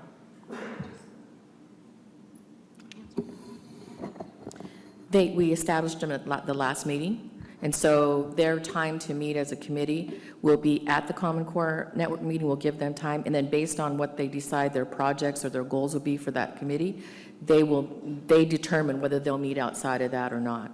Okay. Would it be possible, when you know the dates of these meetings, that you could put an invitation out to the board so we could possibly just observe?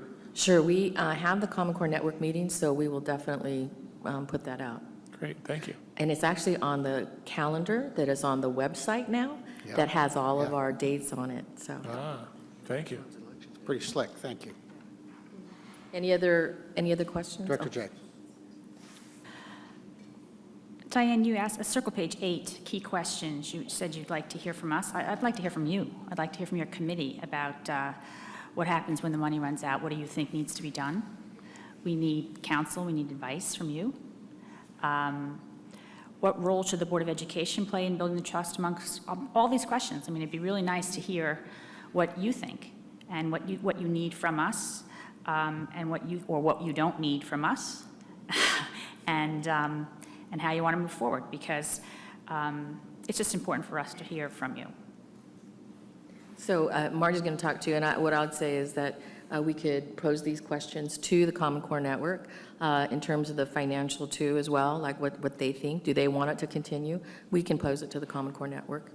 So where we would post that would be on Edmodo, which we all belong to, and that's another way with the communication that we communicate more regularly than the once a month. And this is a perfect thing to put on Edmodo to build that discussion. Okay, questions? So, just some key learnings that we placed on here, and I think just going down to the bottom, together we create better, think better, think deeper, resolve more. And in writing that sentence, it's really true. It's kind of corny, but it's really true. The other thing we didn't talk about was the outcome of the last meeting, which was the Common Core Network voted to do a $200 per teacher allocation of professional development money by the site to be determined by the site. So in other words, however, if Creo has 80 teachers times $200, that's the amount of money they would have at their site, at their discretion, for professional development around Common Core. So kind of giving local control to the site. What was the other one, you guys? We are giving a gift card to those teachers who have attended 3 days of professional development. And it doesn't matter if it's 3 out of the 4 of the upcoming November 10th. And so that was good. And then another question was posed, and we solved it over Edmodo, which is what kind of card it would be. So that was good. That was resolved. How long did that So, Amazon. So I think that's it, unless anybody else has anything else for Common Core? No? I'm just going to speak from my heart for a minute. I think that I voted against the cards. I think it's not necessary, but I have to say that. But I also think what's most rewarding as a teacher is to have an opportunity to have a structure in our district. I've really missed it. Professional development in our district, in my opinion, has been limited for lots of reasons, I know, but I really am excited about this. So I just want to make sure you know that as a person that really is wanting to learn and continue to grow, I'm teaching remedial juniors this year, and I haven't taught that level in a long time, and I'm at Maria Creo, and I have to tell you, it's really a lesson. It's really teaching me and pushing me to think a lot about what real learning is instead of assigning, but actually teaching. It's really a unique experience. So I just want to say I'm excited about that. I think there's important aspects to rewarding teachers with money, but I think the biggest reward will be when we see our students being served, and we definitely see a better curriculum because we're valuing thinking rather than bubbling or taking tests that don't mean as much. So thank you for listening to my heartfelt message on that one. I'd just also like to add that seeing our teachers elbow to elbow K-12 is really powerful, and have, when they were forming the committees, that they were combined groups, and those opportunities to think about what does this look like at first grade, and where are we going with our students for 5th grade, 8th grade, and as we move forward, and move through Common Core K-12. So I hope that we continue to look at that structure and framework, because we've got to be in the room collectively looking at it. Thank you. Director Gonzalez. Oh, wait. Don't go away. One last thing. Thank you. And I just wanted to, I'm just starting to use Edmodo myself, and I was wondering, can you let us know what the groups are that you have? Because you search by groups, right? And I found that it's not always easy to do that. And I wanted to address something that Ms. Mansell said about the professional development. I think it is great what the district is doing, but Santa Rosa City Schools is not the only district that has, not offered professional development for the last few years. That's been really because of the recession and so forth. And so, but it's really good to see this. I personally, that's why I got involved more with CTA, because they provided professional development and you can get scholarships. So it's so much better though when it happens in your own district. Great, thank you. We're teeing up for item F2, which is a material revision to the Kidd Street Charter.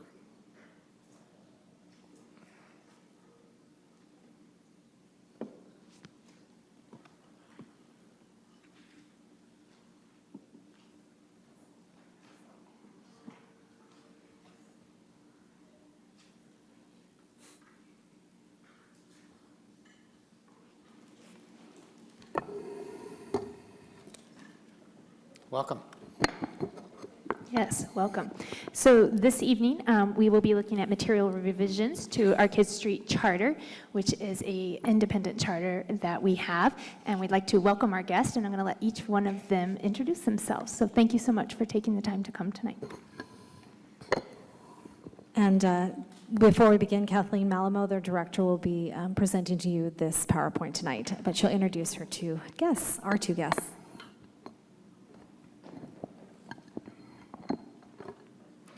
Good evening. Kids Street is so appreciative of the board's continued support of Kids Street Charter School and our mission.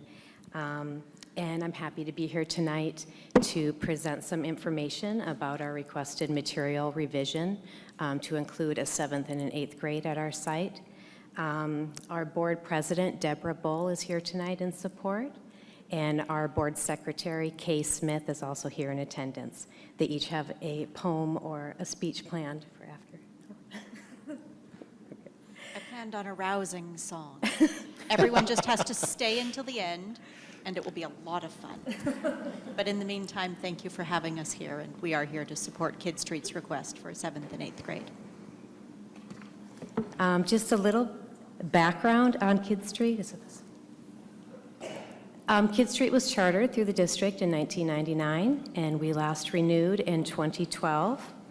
The mission statement is on the PowerPoint presentation. I think it's really important that you take a look at it. It's been the mission statement since 1999. We use it in our professional learning community. We use it at our faculty meetings, our staff meetings, our board meetings to continually take a look at how we are meeting all of our kids' needs so that they are able to learn. Some of the services that we are offering. We offer a lot of services. A lot of you have been to our site and seen everything from our kids' closet, where the children can go shopping and get new clothes, to our food program. Every student is assessed upon entry into our charter school and receives an educational plan that includes academic, behavioral, and family support goals. We have on-site counseling, and over 30% of our students receive individual counseling.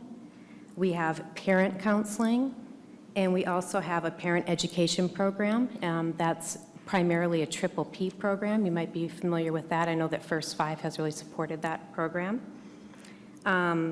We have a free after-school program through our ACES grant, and we've always had that free after-school program. Our after-school programs open until 6 o'clock. We have homemade food. We have a real cook that's employed full-time that makes the kids breakfast, pancakes, eggs, that kind of thing, and lunch and snack. And she also heads up our brown bag program, where groceries are going home on the weekend with our families that aren't able to make it through the weekend and for their food. And we have a very successful implementation of social and emotional programs, primarily through Dovetail Learning, the Toolbox program that we're headed into our 4th year using that program, and also Beyond Consequences, which is a program in which all of our staff and faculty have been trained for the last 2 years. This is a program that assists children who have suffered trauma in the mainstream classroom. So how typical, teachers with, the typical credential can actually have a lasting change on a child who has experienced trauma in a classroom with up to, 15 other kids with them. And stop me at any point, or we can take questions after. So why 7th and 8th grade? Well, we've been talking about it for a long time, and I know the board actually heard information about this maybe 4 years ago. We've been discussing it for the last 5 years. Mainly, we want 7th and 8th grade because of parent demand. The kids graduate from our program in 6th grade in tears. Absolutely every single one does every year. They do not want to leave, and it's because of all of the wraparound services that we provide for them and their family, and they're terrified to go off to another site. And I'm sure everyone understands the difficulties that kids can have in the early adolescent years and all the services and extra support that we could provide for them if we were able to keep them for 7th and 8th grade.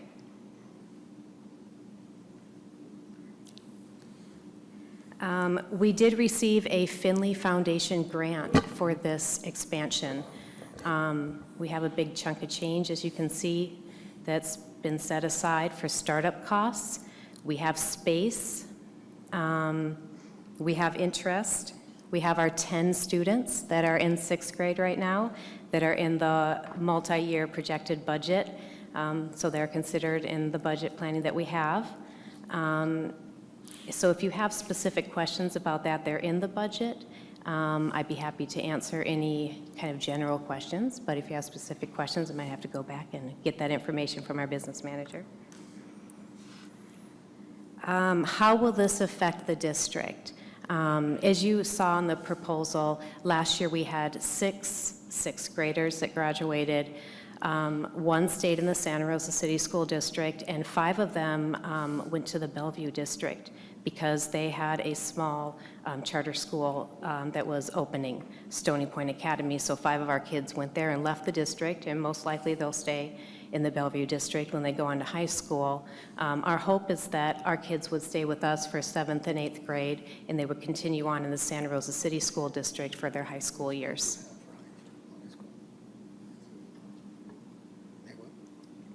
If you have any further questions regarding our program, student progress, our LCAP has really been a working document for us, so I urge you to look at our LCAP. It has all of our metrics on it and how we're measuring growth. And we also submit an annual evaluation, as you know, every year that has our latest metrics and how we're gauging our progress for our students. Okay. Questions? Director Kristoff. I don't have a question. I just want to say that I think this is a great idea. I know that your school is very, very small, and when I first learned about it, and I asked, well, where do the kids go on? Most of your kids were going on to Santa Rosa Middle School, which is huge compared to your little school. So it's understandable to me that the parents are looking for alternatives and come up with charters. And I know that you create an atmosphere of family for them, something that they don't have when they go home for a lot of them. So I fully support this. I think it's probably long overdue, and I'm glad we can provide it. Director Kristoff. Thank you. Okay.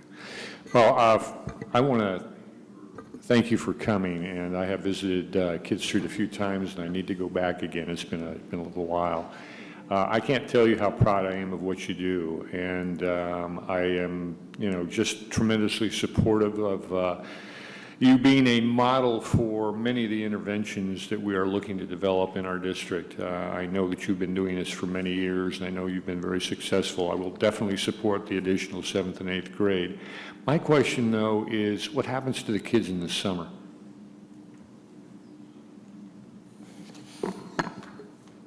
A lot of them are in the classrooms with their teachers who also do not take a break in the summer, it seems like. Okay. I'm just kidding. Yeah. We do have our students in our building still over the summer. It's not an official program. We've had summer programs in the past through grants. I tried to get one for this last summer. We didn't have that program. But we do check in with each of our families where the kid's going to go. We do spend time with our kids in the summer, as strange as that may seem.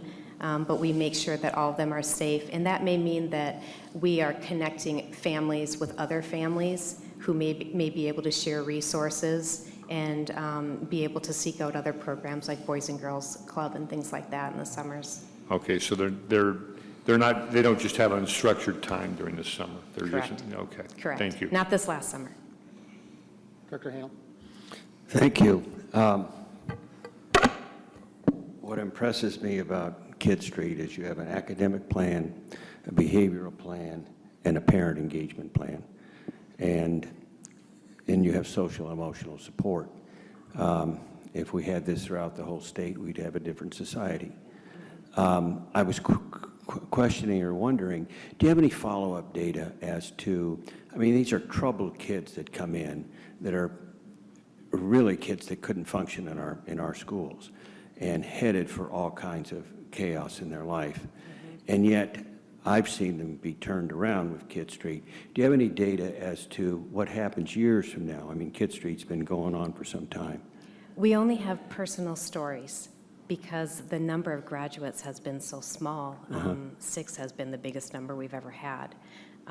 Just today I had an 11th grader in my office that went to Kid Street. She's now at Santa Rosa High and getting straight A's and just doing wonderfully. So there's a lot of success stories, and I'm sure the stories that we don't know about means that, you know, maybe if they had the extra support in their middle school years, they would have gone on to be more successful. But if we haven't heard their stories, it may be that maybe they've dropped out and things like that. As we have more kids graduating, I think we'll be able to track their growth better That'd be after. good to kind of keep in touch and keep it as a We're family. always trying to. And I wondered what you thought of Toolbox that you've been using now for 2 years. We love it. We've had professional development for the last 3 years through the Sonoma County Medical Alliance grant that comes out for schools. So we've been able to train parents and our after-school program staff with it. And it's an amazing thing to see. You'll see our secretary on the floor with the child practicing his breathing to calm down so he can head back to class and be a part of the math lesson. I saw a presentation of it. It's out at Biella, and RCL got it to purchase. And at her school, and I think it's something that the district could benefit by. I mean, just from what I know of it, and I don't have a lot of experience, but it's that you guys developed or adopted it says something. Thank you. And yes, support the 2 years extra. Dr. Close. Hi, thank you for your report. I definitely would support this. I think it's a great idea. It sounds like it's just what your kids need. Although I do have a question, and that is that, I mean, to a certain extent, you're kind of kicking the can down the road, and they still have a big transition, but it's 8th to 9th grade and actually going to a bigger school. So do you have some kind of ideas about how to ease that entry? We definitely will. The counseling that I mentioned is through Russian River counselors. We have a close relationship with them, and they provide services at our campus. And like in years past with 6th graders, they would develop a plan with the family. We often have graduates coming back to our after-school program and completing their homework, which helps unofficially. Dr. Pugh. This has been a great program, and you're celebrating your 15th year, correct? Yeah, it'd be 16 this year, yeah. 16, Yeah. absolutely amazing. 16 years of success serving our most needy students in a grand way. You have my full report. Thank you. Okay, well, this is clearly going to be a very easy thing to do when it gets to an action item, and that should be no surprise. The fact of the matter is the program is well regarded. You guys do some incredibly good work. You're fiscally sound. There have been issues in the past, and those are long past, and we're not of any control relative to you guys, and so the work is just impeccable. And you're absolutely right. From an age standpoint, that next level starts to really create tremendous turmoil, and the ability to hang on to those kids and be able to help that transition. Then it's going to be incumbent upon us to be working on how to transition them into the high school systems as well. So we appreciate that. I've always liked the program for a number of different reasons, but one of the things that I would love to emulate is the parent involvement. You guys get the parents involved, and they must be involved, but that's what supports the education system. And I think we're embarking on community school models, which is very much the wraparound, which is really recognizing that as a critical element. Because unless the child comes to school with a full stomach, without a lot of stresses from home, they're not ready to learn.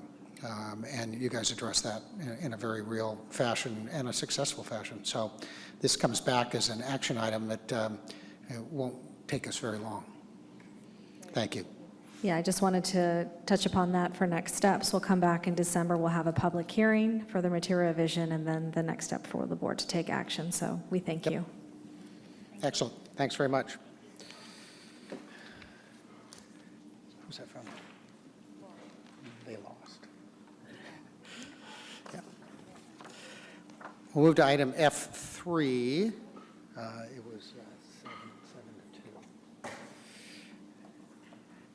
This is the final report on the Pacific Coast Teacher Implementation Grant. And Mr. Williams, I know I saw your picture, so you're coming on down.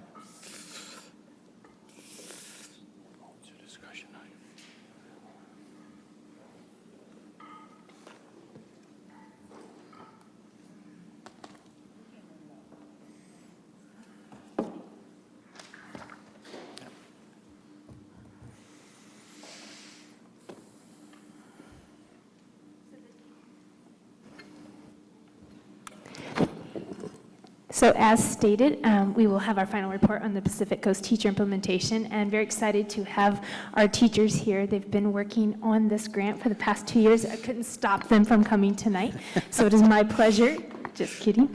Not only that, so we have Steve Williams here, who's been driving this grant, and he even brought his mother tonight, so I thought it was very sweet that she's here. Oh, wow, that's pretty cool.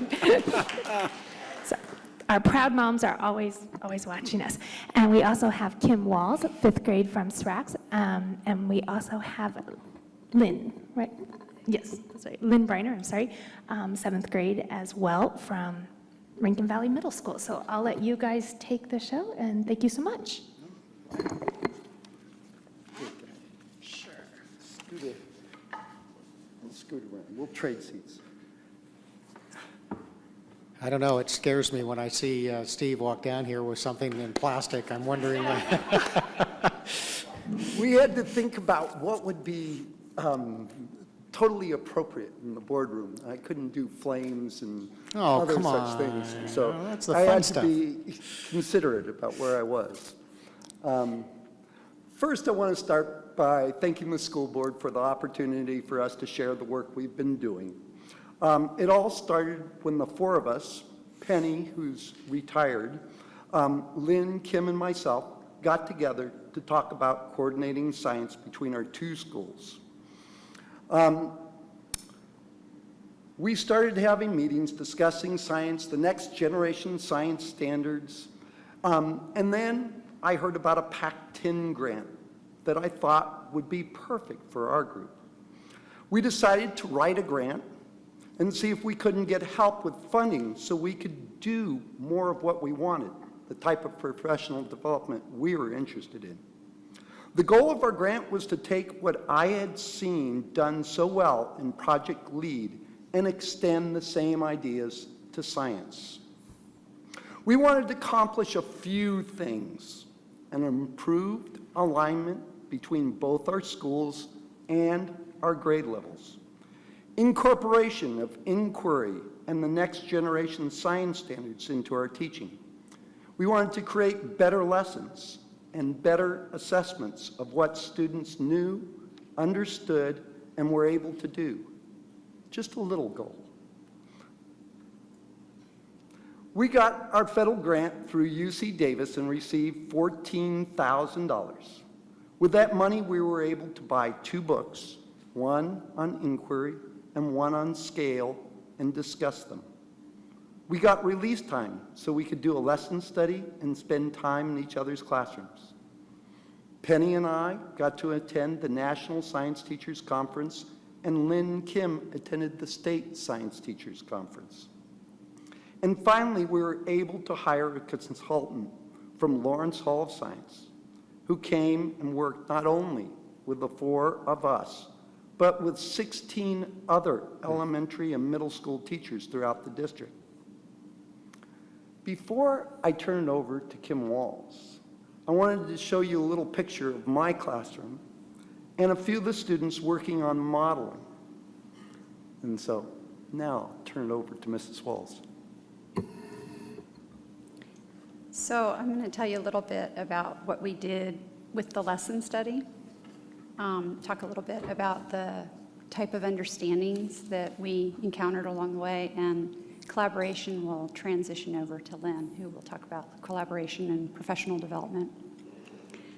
During the first year of our grant, we decided to use a lesson study model and focus on the inquiry approach to teaching, and also the teaching and learning, in particular, of the topic, particle nature of matter. And we developed an investigation lesson that utilized hot and cold water and some colored particles kids love, called Kool-Aid. And we observed the students at work in this investigation in all 4 of our grade levels. And we also, as a team, developed a graphic organizer that the students used to collect observations, and that then we, go ahead and flip to that next one, that we then were able to help them explain the ideas that they were observing during the experiment. So the picture on the right, or left actually, is an example of that graphic organizer filled out by an 8th grader. We then took all of the student samples, and we did look at them together as a group and discuss them. We were learning about the students' misconceptions, and we were discovering things about their observational and writing skills. And these are some of the things that we noticed along our progression, which was 5th, 6th, 7th, and 8th grade. 5th grade, it was interesting. They didn't know the meaning of the word particle, which I'm their 5th grade teacher. I was sort of surprised by that. It was a great revelation that I needed to teach them the meaning of that word before we went too much farther. We also were learning how to focus and be very present and write down observations before the event was over. And so it was interesting to compare that to what was happening in the 6th grade classroom, where the students were able to really focus on the particles and what was happening with the particles that had differing properties. And so some of the drawings that you see here on the right are the 6th grade drawings about what they think is happening with particles. The 7th graders were noticing all kinds of connections between what they were observing in this investigation and real-world experiences that they have outside of the classroom. And they talked a lot about that. And the 8th grade students were making lots of connections with the chemistry that they were studying. So it was valuable for us as a group of 4 teachers in different grade levels to get to experience seeing this same investigation done in each of our classrooms and what that progression looked like. I'm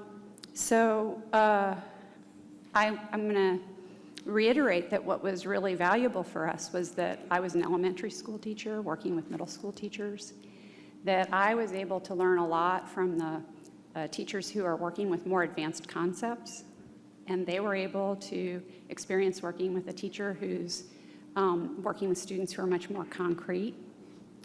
And so we were able to use our experiences with students and our experiences with teaching together to improve the student learning going on in all of our classrooms. I think that in the end, we were all able to do a better job of differentiating for all of our students. And as an outcome, there was improved understanding for all of our students. And then in terms of collaboration, if you want to go back to that one slide, we started out really wanting to focus on inquiry and the particle nature of matter. But then along the way, we discovered that we really needed to also look at other topics. And so in the 2nd year of the grant, we started exploring other things like scale. And we were looking very closely at assessment, and with the help of Lawrence Hall of Science. And so I'm going to now let my colleague, Lynn Briner, tell you a little bit more about the collaboration and professional development aspect of our work together. And I thank you all for giving us the time today.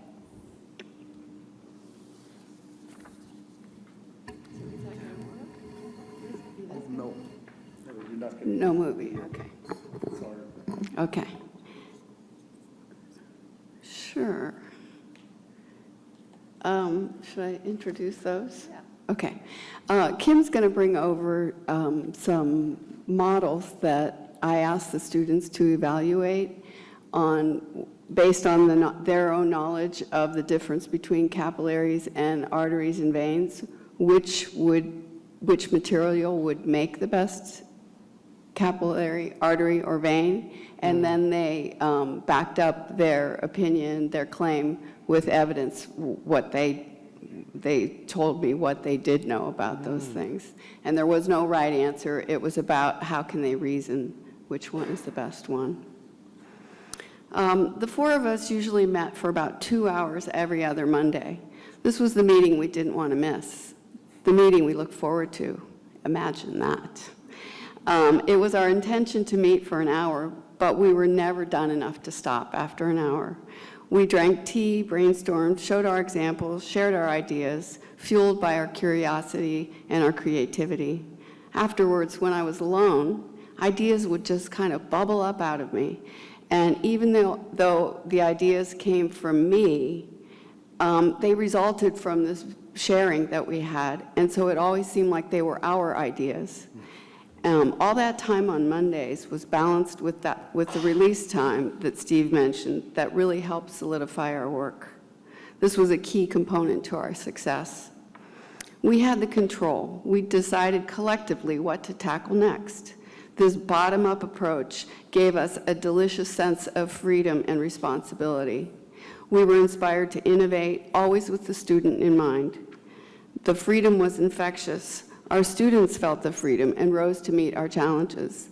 They were observant and articulate as they, too, collaborated with each other. The PAC-10 grant work gave me the incredible opportunity to work with colleagues across several grade levels. The experience changed my teaching and me in many subtle ways. For example, I'm more aware of using scientific language that will help students make connections to their past experiences in science and then lead them forward. Another example is that students are provided more options for creating, using, and analyzing models. We continue to value our time together. We are working together this semester to prepare for a session that we are going to present at the National Science Teachers Conference in December.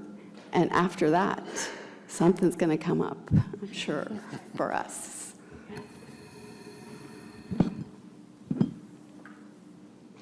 You want to see any of our other models? How can we resist? Oh, good. What was the chance that he would react like that, huh? So we had another model that we played with in my class around trying to get at the particle nature of matter, and that the difference between liquids and solids, that liquids had particles that weren't moving, solids had particles that weren't moving, and liquids had particles that were moving. And so we were able to show when you made the particles move, it behaved like a liquid, and things would suddenly float to the top. We looked at density, and we had simple little things like little jars with specks in them where they have absolutely neutral density, and they could stop and stay where they were. We talked about density of objects where things were doing one thing, and then trying to figure out what in the world would cause them to separate and then slowly move back to where they were once before. And so they made models, the students made models of all these things. They made their own models, and they used the models to help explain what the science was behind these. And so it was really an exciting opportunity in all our classrooms. We really had a great time. Thank you. Thank you.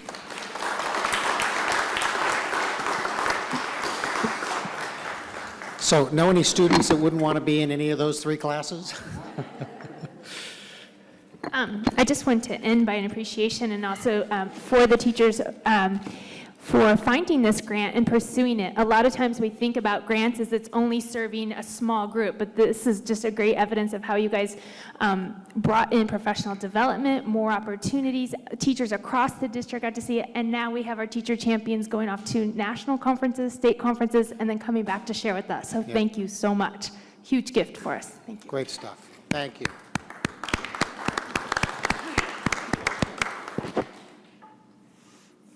And Mom, are you proud? Are, very good. Thank you. We'll move to item F4. This is an action item on Academic Attendance Recovery Coordinated Program. Assistant Superintendent Kitamura.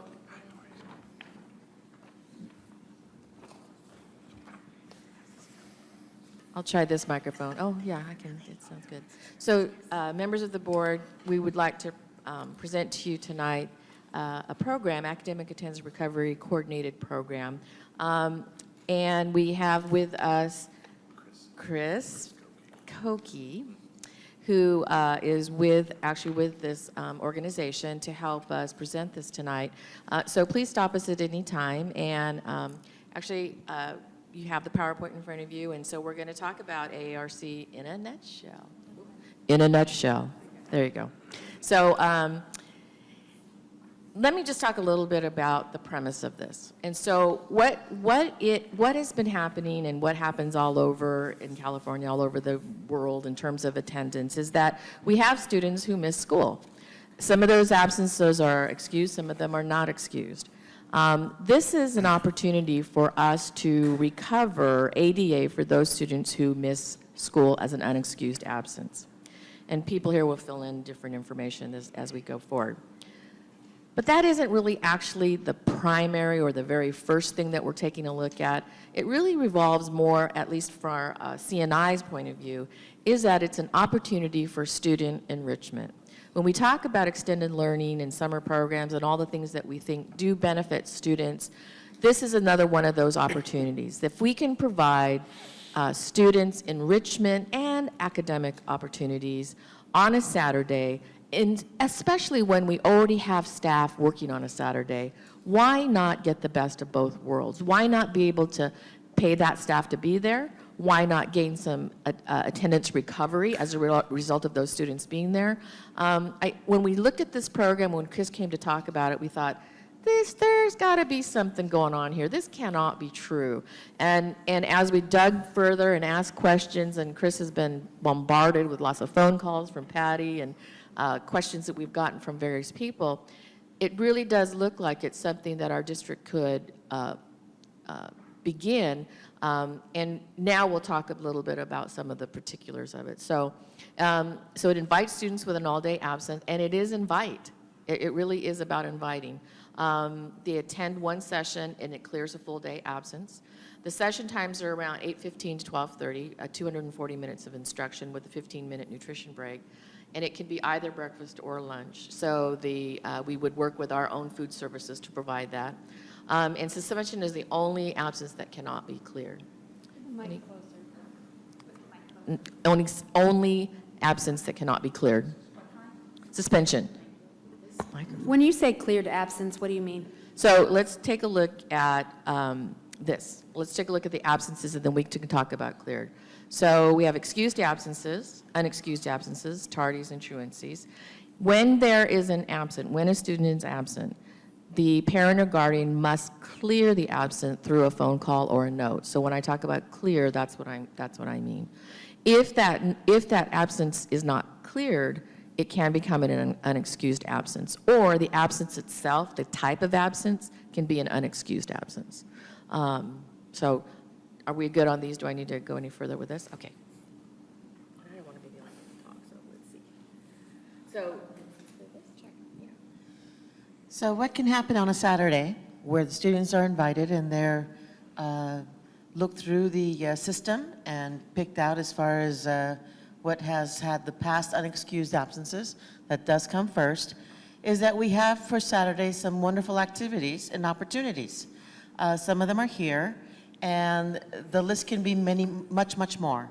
I just went to a puppeteer workshop from SCAZA, and oh my God, what a beautiful opportunity not only to develop their language arts skills, create a storyboard, create characters, cut them out, put them on sticks, put it on a screen with the flashlight in the back, and the students can take away all their inhibitions and put together a wonderful performance for the rest of the group in 4 hours, start to end.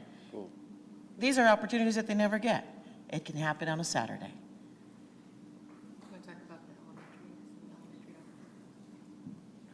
In addition, the high school has unique ones, but we've brainstormed different elementary ones as far as the physical education, SBAC prep, garden projects. One of the big things that we were really looking at is more opportunities for science, technology, engineering, and math, and having for STEM, and doing a lot with Makers Move, and really getting those going with our kinder to sixth grade before middle school. So this would be a great way to do that, and have sessions where they can go from class to class and different cohorts.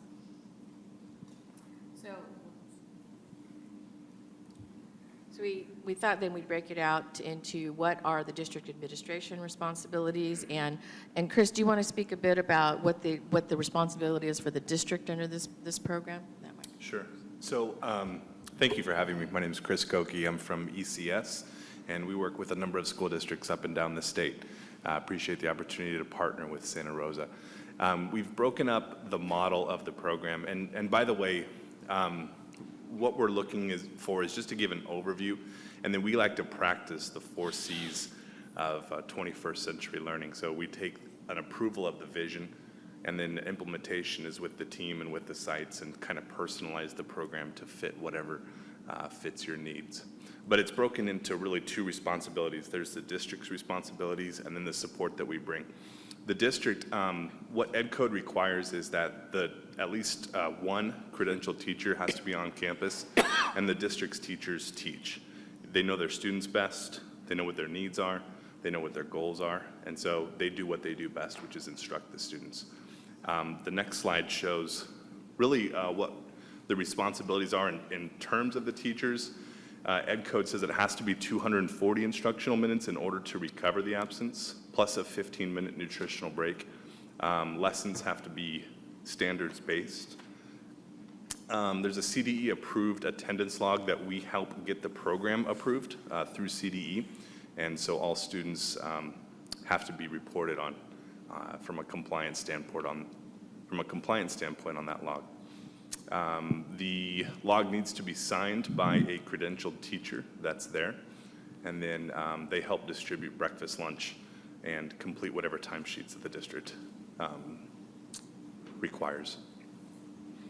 And then as far as our responsibilities, after the vision and the model is approved, we go and we work with the district staff, we work with the site levels, again, to help bring the program to life.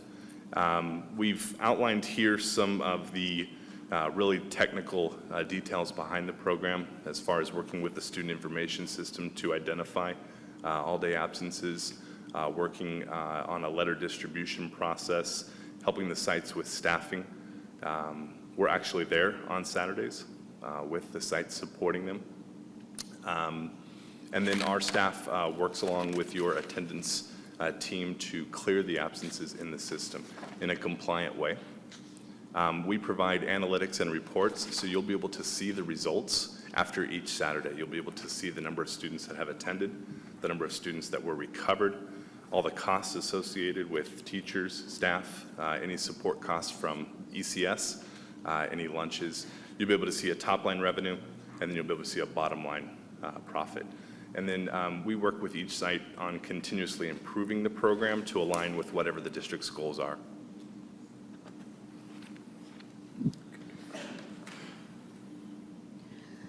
So we took a snapshot of time, actually Patty did, she worked very hard on getting this data, from the first day of school up until September 30th.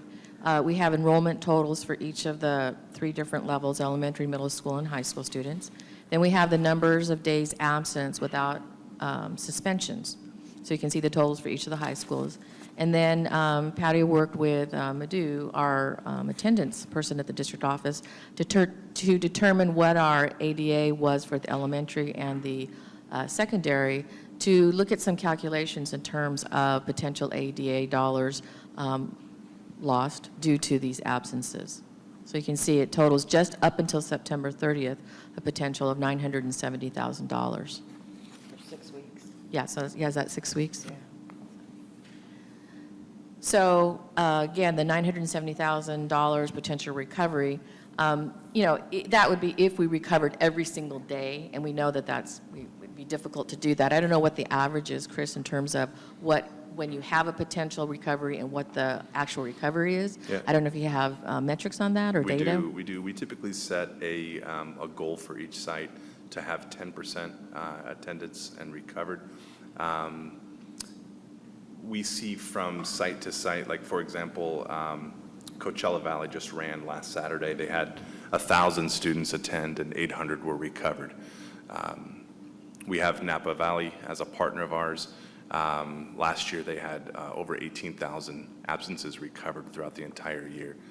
And so, speaking of baseball and World Series, we look at it as kind of like a batting average. So one Saturday may have a different variance of attended versus recovered, but overall, if we're recovering a significant amount, the financial impact, since each student's day is worth $58, it only takes one student to pay for the teacher, and we have a recommended ratio of about 20 to 25 to 1.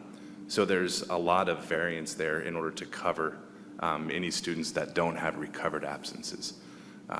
So that was kind of a long-winded response, sorry, but we recommend about 10% or so.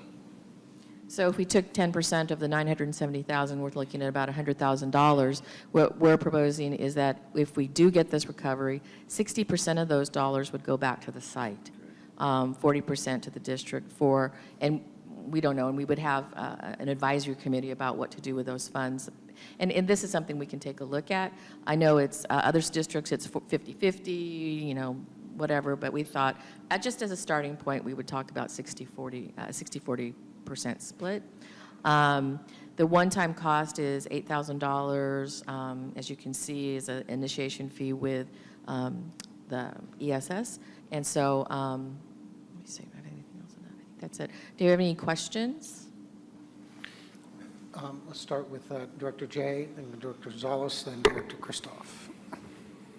So the one-time initiation fee, is that an annual fee or is that just forever? Just one time. I like forever, that's good. Where will the schools take place? Not every school will have a Saturday school, correct? Go ahead. No, it's up to you.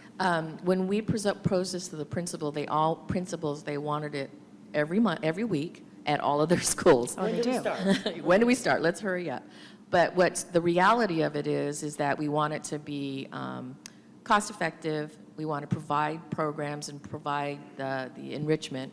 And so we can look at twice a month for elementary schools. We can look at once a week for high schools. It really depends on the need. And ESS does a good job of sending out that RSVP and being able to kind of predict how many students would come to a Saturday program. So it's very fluid. It goes. It's not. So every time it's going to be different. You're going to, as time goes by, you're going to determine when Saturday school is going to be. There's not going to be a set schedule. Typically, we build a schedule. And we intentionally do that because you don't want to schedule Saturdays during 3-day weekends, or if there's a big, city event where most people go to those events. We work with the district and with the sites to have a pre-approved calendar. It's very surgical because you have to have the calendar in place before you have the teachers sign up. However you want to approach that, if you want to have a voluntary system for the teachers to say that I want to teach one Saturday, or I want to teach 4 Saturdays, or I want to teach all Saturdays. Again, during the onboarding and the collaboration with the sites and the district, we're going to figure out all of those details together.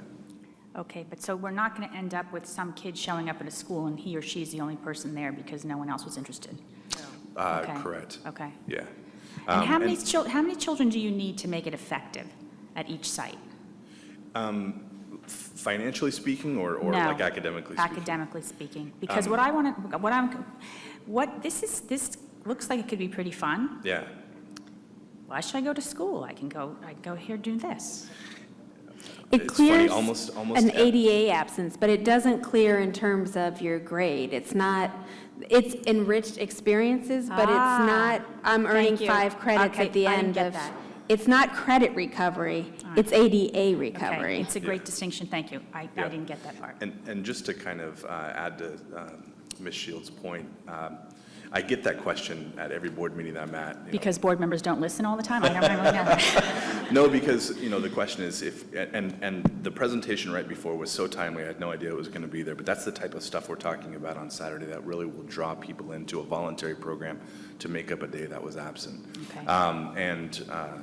So where I was going in terms of making it fun and making it engaging, why would they want to come on Saturday? If you don't have a program like this, which you currently don't, kids are still going to miss Monday through Friday, regardless of whether you have the program or not, whether they're sick or whether they go early to vacation or whatever the reasons are, they're ditching.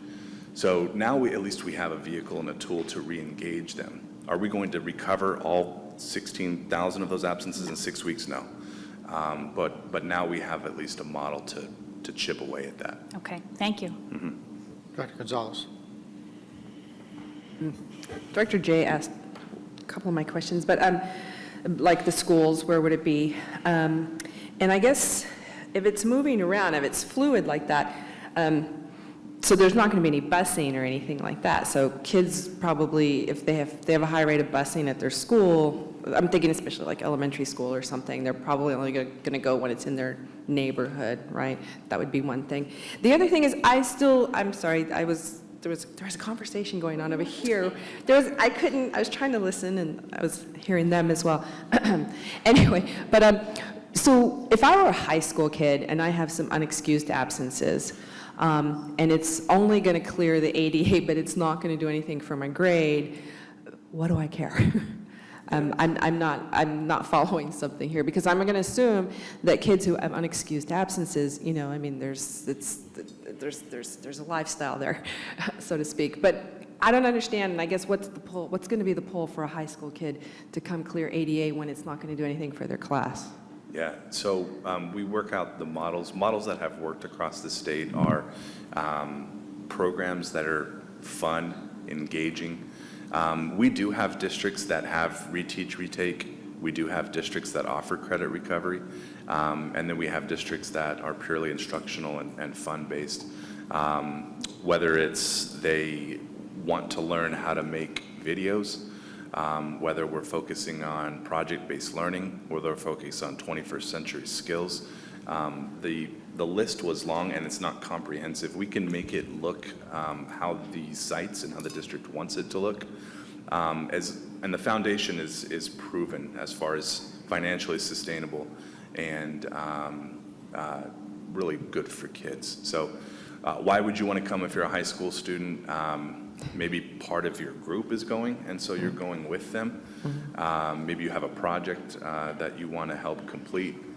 There's a lot of reasons why. Okay, because I was... And as far as busing, I'm sorry to interrupt you.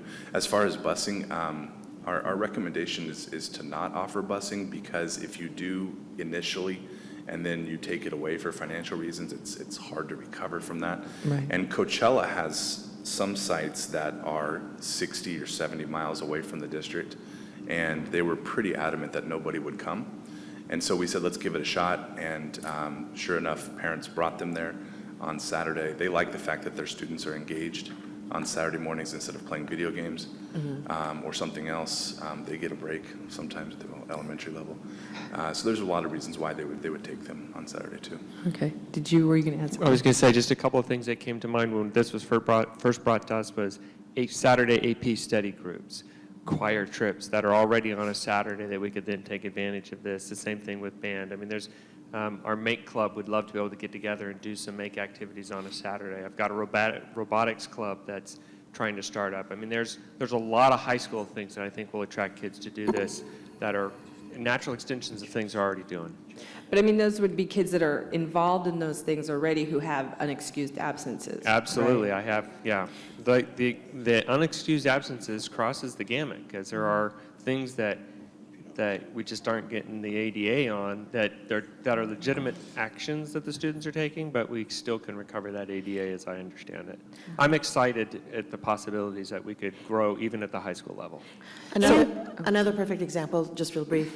Just yesterday, we spoke with the Latino Student Congress. I think you remember Francisco speaking about that group. His first question is, well, what about transportation? I said, when do you meet? He says, we meet Saturdays. I said, how perfect is that? They meet for 4 hours. I said, not only will these students be able to group together in this club or go meet at SSU, but the money for a bus is there, where we would have to question that because, well, nobody has extra money for a bus. But these are opportunities for a science club to get a bus and go to the museum, go to the bodega lab and do field trips. So once you open that Saturday, I think that the creative juices are going to go crazy. And I think, too, this isn't a truancy abatement program. So this isn't for students who are failing. This isn't for students who have really chronic truancy issues. They would require a whole different level of intervention. This really is voluntary extended learning driven both by the interests and passions of the school and the school site teachers that voluntarily sign up for this and the students who are coming. So we could have some great passions by teachers, but we can't get the kids. We could get kids who want this and we can't find a teacher, but this would really kind of give us a platform to explore that. And we do have colleagues across the state who have tried something. This is one of, as Diane mentions, kind of having experience in other districts. Saturday school is a pretty regular way to reclaim ADA, and I think what's good about this is it isn't the monotonous kind of drill and kill where there is really nothing interesting either for the teacher or for the student, but this is really not aiming for those students. It's not a punitive model. It really is an exploration model and an enrichment model for things we could already be doing. And we want to do, like when we, again, just we're taking a pulse check with administrators, there's some garden clubs on Saturdays.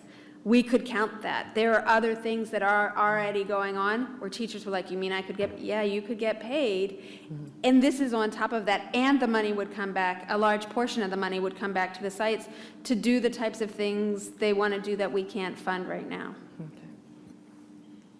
Dr. Christoph? Yeah. Yes, I think that the idea is very sound. I like the idea of Saturday school. I like the idea of the Maker program, enticing people, more education. I've seen this work in a couple of the German states where they have, excuse me, voluntary Saturday school, and they have a lot of different activities. However, a couple of things. I wish this had been a discussion item before it had become an action item.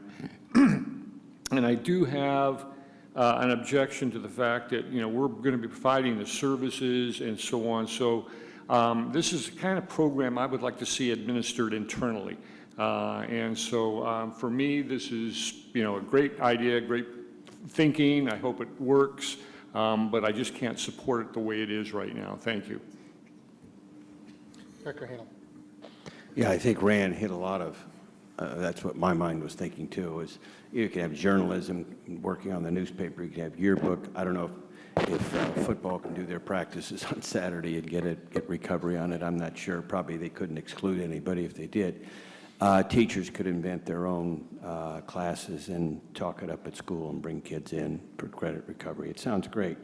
I was curious if Director Christoph's, administratively, we're only talking about a one-time fee to get it set up, and then we run it administratively, right? Isn't that how it works? So, and thank you for the comment, Director Christoph. Where the model and where our support comes in is, so we have this whole model built out in terms of the process. Where some districts have said, we'll pay you the one-time fee, $8,000, and you can come and you can train our sites and you can show us what to do, and then we'll take the baton. And so we said, okay, that's fine. Where it started to get bogged down was the recovery part, which is the chevron, the fifth chevron from the left. And the reason why is because when you have a district of 16,000 students, or Napa's 18,000 students, in order to keep up with the students that were recovered and then the eligible pool of students that remain available to recover is you have to do that really quickly. And if you put that work back on the desk of somebody who has a job Monday through Friday, we started to see it get backlogged really quickly, and then the program lost a lot of momentum. And so what's nice about, and our fees, by the way, we only get paid, so we get the $8,000 to show the model, to collaborate, to build the program. And then as far as the recovery, we get paid $6 for every recovered student. Your ADA is about $58 or $59 per student, so it's about 10%. And so the 10% that we get and the 90% that the district keeps to invest in the program is a relatively small investment to provide the support needed to run a sustainable program. And so we often get that comment, Director Christoph, and I certainly understand it. I would ask it if I was a board member, but that's kind of what the support looks like. Well, my further comment now is, how long are we contracted with you if we do sign up for the 10%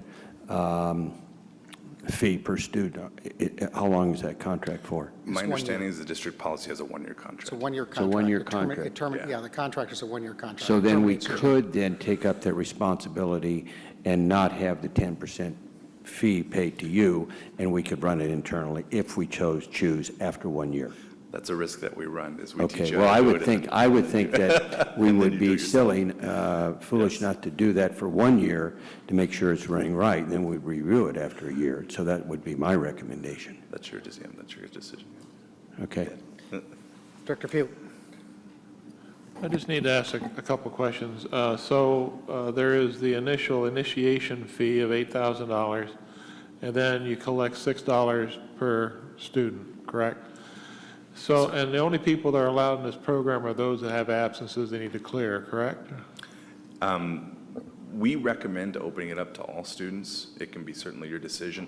The reason why is because students that come who don't have an absence and they have a great experience and it's October and they have an absence in January, they're much more likely to come and recover that day based upon attending when they didn't have an absence. Plus they have friends and it kind of organically grows that way. As long as we pay attention to the recovered versus attended ratio, and that's part of our service as well. But you don't collect on those that do not have absences? Nope. We don't get paid. Right. No. Nobody, the Okay. district doesn't get paid. And in the report, there was a lot of explanation about the financial benefit to the district, but there was very little in there about the cost to the district, because I assume we're paying somebody to do this work on weekends, correct? Well, it comes from what they generate. What they get from the $6 is how the teachers get paid. You can explain it better than I did, but. Yeah, so the $58 for every one absence, there's a contracted extra duty rate for teachers. And so if a teacher gets paid, I think, what was it, 46 or something like that, 40 something. So for 4 hours, their total cost would be, around $200 plus. So we would need 5 students to cover the cost of that teacher, plus whatever our costs are.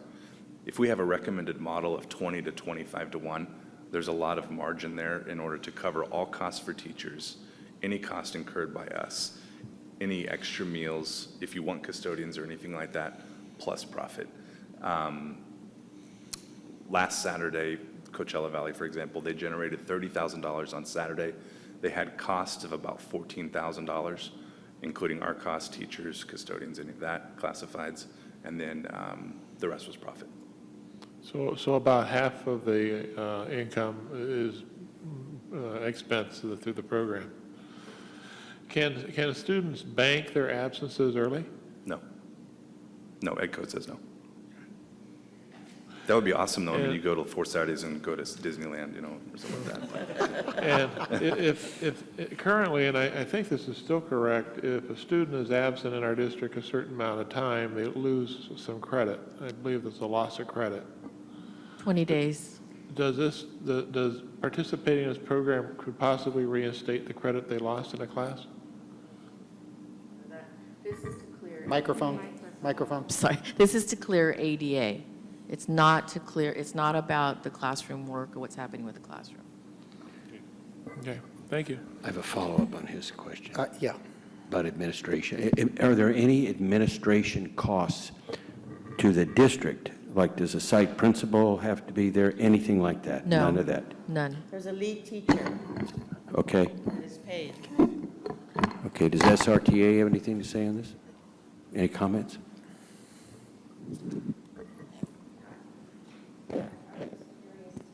Microphone?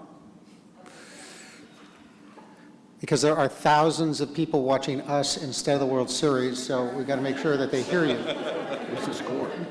I know it's over, but that's all right. Is this on? Yes, it's on. I'm just curious to know why SRTA wasn't consulted about this before, number one. And number two, I'm concerned that this is more about ADA than actually giving children an education. I didn't get the last question. What was the last concern? The concern is that it's about ADA and not education. Oh, I think we answered that one. Do you have any follow-up? Director Cruz? It does seem like it's a little bit more directed towards ADA in terms of the financial aspect of it and the outcome, except that it seems also like a great opportunity to give kids a positive thing to do and some kind of enrichment activities and in a way that actually generates money for the district. So it's like clubs that make us money. So that seems like a good thing. I guess I would say that if it was about ADA, I would propose programs in the past that I've experienced, which we called Saturday School, and those were 4-hour breakfast club types of ADA gathering kinds of activities. This is far from that. This is really about how do we get the best of both worlds is basically what it is. How we can provide students great opportunities. We heard from our staffs that teachers are already doing so many things on a Saturday. Why not go ahead and get paid for it? That's one. And the second thing is, isn't it a wonderful thing to provide opportunities for students on a Saturday that might not have anything else to do, that could be, even if we've heard things such as the soccer team doing some extra practice, not the soccer team at the high school, but like an intramural or, different kinds of things like that where students are coming together. Why not get the benefit of it? So I would say that if I was going to do a Saturday school of the past, that's ADA. This is definitely not about that.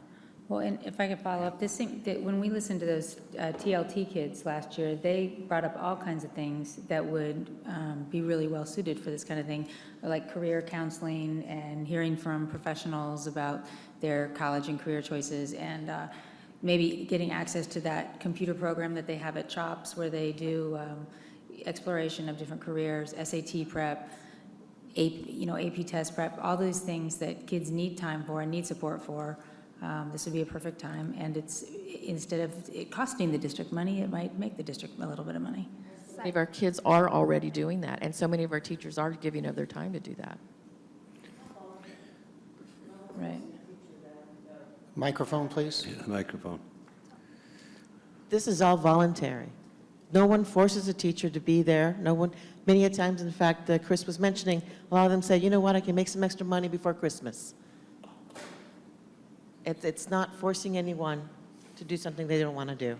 And we definitely don't want those type of teachers on a Saturday. Just one last comment. If you don't have the instruction, the ADA won't come. So it's definitely about instruction and enrichment, because if you do just have the traditional breakfast club, the AD won't be there. I've got a couple of questions and comments. First on the contract itself, and I'm looking at circle page 13. We have an obligation under Roman numeral 6C to name ECS as an additional insured and provide them with a certificate of insurance. My understanding is that we're self-insured through RESIC, so are we in a position to actually do that?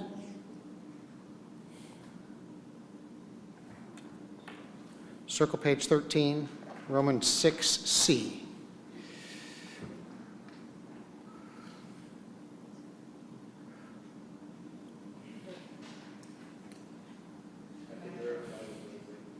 Yeah, I don't, my understanding is that we insure through RESIC, and I have not been privy to a situation where we have provided additional insurance or certificate insurance through the RESIC program. It very well may exist, and it doesn't mean that it doesn't exist, but I was concerned that somehow we had an obligation here that we may not be able to meet. So that needs to be looked at. And then, and if you look at item 6C, I don't know who's getting that insurance. There's no modifier to that. It doesn't go back up to the beginning, and so it just says there's coverage for sexual molestation and harassment liability, but my assumption is that ECS is getting that coverage. Is that correct? Some of this language, I think, is internal to the district, and we can certainly, we have our own insurance. And so we're fully insured and bonded and all of that. So. Well, I understand that. So I don't understand what 6D applies to. I don't know whose obligation that is, and it's just written in a fashion that it doesn't make it clear whose obligation it is. And then the other issue that I have is on circle page 17. This is part of the consulting agreement. There's an assignment clause. This agreement is not assignable without written consent of the parties hereto, which consent shall not be unreasonably withheld. I deal with assignment clauses all the time. Generally, you want them because there's some issue that somebody could change who it is in the next year. My assumption is you are not selling your business in the next year, that you'll be here for the next year. So I don't know why we would need an assignment clause. Yeah, we can certainly adjust that. We've been in business for 20 years. We're educator-owned, so. That's fine. So I just like assume to get rid of the assignment clause. It's only a one-year contract. My view of it is that it's extended learning. It's something extra that's occurring that's not otherwise occurring at this stage. I don't believe that we have the capacity internally to set this program up and to get it done. I think we've got far more other things that we're supposed to, that we're trying to do with LCAP and LCFF. That if I were to have said to you, one of the goals I want this year is you guys internally figure out a way to set this program up. It doesn't fit in terms of what we're doing. It very well may be, and that's why I'm willing to try this for 1 year. It's a one-year contract. It very well may be at the end of the year we look at it and say, we didn't make that much. The sites didn't get very much. But when I've got principals that are saying, hey, I'm interested, this is exciting, I want to let you try it for a year. And frankly, at the end of a year, with all due respect, sir, we may determine that internally we can do this, and that in fact there's a whole bunch of money that's available, and we can fund somebody on a 0.4 position to do it. I mean, who knows? But I don't think we're going to know that unless we try it and we see what the impact is, and then make whatever adjustments might be necessary based on that. When I first read this, I was envisioning that somehow there was a credit recovery aspect of it, or that somehow we were, that kids were going to be able to skip a class and not take their algebra, and then make a model, and then they didn't have to deal with their algebra.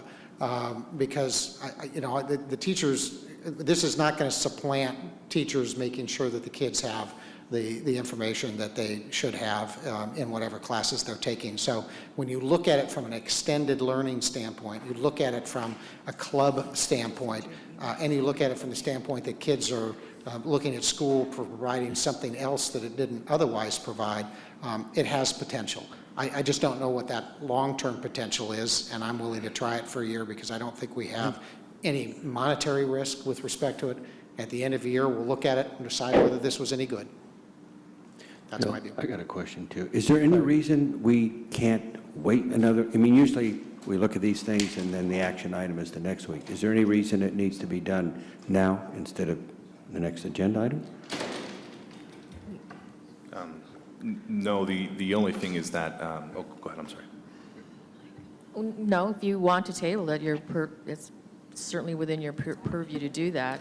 I guess I would ask what we would want to, what would be the reason? Well, number one is that, are your contract concerns? Well, yeah, in terms of a motion, if we were to do a motion to do it tonight, I've heard that the assignment clause can come out, and it seems to me it would be subject to a signature by whoever is authorized to sign this to clear, number one, whether we have any ability to provide any additional insured, and the representative's indicating we've got our insurance anyway, so I'm not sure that needs to be, and clarification of who's got the responsibility with respect to D, because I just don't want to pick up an additional insurance cost responsibility, and I would be comfortable if those, with that contained in the motion, I'd be comfortable with those being cleared before a signature occurs. We don't meet again until November 12th. I don't need to see the contract again if those two issues are cleared, or those three issues are cleared. Mr. Carl? Director Pugh. Has this contract been reviewed by our legal counsel? And if not, I would like to request that it be delayed until it is. Then the way to do that, because I've raised three, I'm not the district legal counsel, so, but I think those are three legitimate issues that need to be dealt with. What I would recommend if somebody makes the motion is to clear items 6B, C, or excuse me, 6, C, and D, eliminate the assignment clause, ask legal counsel to review whether there's any other issue. If there are that that the board needs to resolve, then it can't be done until November 12th. If it's satisfactory from a legal counsel standpoint, then it can go forward. With that condition laid on it, I think that's, personally, I think that's workable. So moved. Second. My guess is I'm going to have to write this for you, Lori. Done this before. I'll give you a written on that rather than make you go back through the tape. Are there other questions? I guess I have one more concern. Is it respectful to, just as a general rule, unless it's an emergency, to put these things on for discussion, wait 2 weeks? I just feel a little rushed. I feel, especially you have teachers who are up there, what's this all about? Okay, this is something that we propose. Let them sit on it. Oh, this is coming. If they have any concerns, let them come down and state it, and then they've been heard. That's all. Why not just wait 2 weeks? Legal's going to review it, come back in 2 weeks and vote on it. That's my guess, my take on it. Okay, just to be clear, not that it changes the analysis on it. The next meeting is 3 weeks from now. Can I ask a follow-up question based on that? Sure. Yep. If we approved it tonight, when is the first Saturday school that you could hold? Great question. It takes probably about 6 to 8 weeks to meet with all the departments. We meet with food services, ask them what the process is for ordering the lunches, meet with the attendance team, make sure that we have the appropriate codes to clear, develop Saturday codes if there are Saturday codes. So 6 to 8 weeks. If we approved it tonight, we would probably shoot for like a January. Of course, we would work with the team here and the sites and get feedback from, teachers are what kind of drive this whole thing anyway, so we're going to be getting a ton of their feedback. If we delayed it, then we would just push that. So we're looking at like February. If we delay it 3 weeks, which is, it's November 12th, I think is next, then it's probably February. Correct. Can we just do the motion subject to approval by legal? I'm sorry? There is a motion No. that's in play. Certainly, somebody can request an amendment to the motion. Certainly, somebody can vote it down, and if it doesn't work, then there's another motion. I would do an amendment to the motion of delaying it till the next board meeting. Is that acceptable to the mover? We need a second. No. We didn't vote. He's making a recommendation of amendment. We'll hang in here on Robert's rule. He's making a recommendation or a request for an amendment, which the maker and the seconder could accept or not. And if it didn't, then he's in a position, if he wants to make a motion to amend the motion. But do you accept the change? Okay. All right. No one accepts it. Wasn't accepted. Okay. Okay. Any other questions or comments? Bill, could you read the motion to me again? Well, I'll tell you what the motion is, and then I'm going to draft the motion. The motion is to accept the contract with the following provisions. Number one, the legal counsel is going to review it. If it is acceptable in its present form, then it'll move forward. If legal counsel has changes that need to be made to it, then it can't move forward until November 12th. Number two, the assignment clause comes out. Number three, staff determines under Roman numeral 6C whether we have any responsibility to provide or the ability to provide an additional insured and a certificate of insurance. And if that costs anything, then it's going to have to come back to the board. Okay. And number 4, that with respect to item 6D, the insurance for sexual molestation and harassment liability, whether that is a requirement for us and whether, again, it costs anything, and if it does, then it has to come back for an analysis of the board. So a yes vote, given the clearing of the contingencies, is to accept the contract? Correct. Okay, thank you. Okay. Is that clear? Yeah. Everybody knows what we're talking about? Roll call vote, please. Jay Gonzalez. Director Jay? Aye. Director Gonzalez? Aye. Director Close? Aye. Director Hanel? Aye. Director Christoph? No. Director Pugh? Aye. President Carl? Aye. Student Board Member? Aye.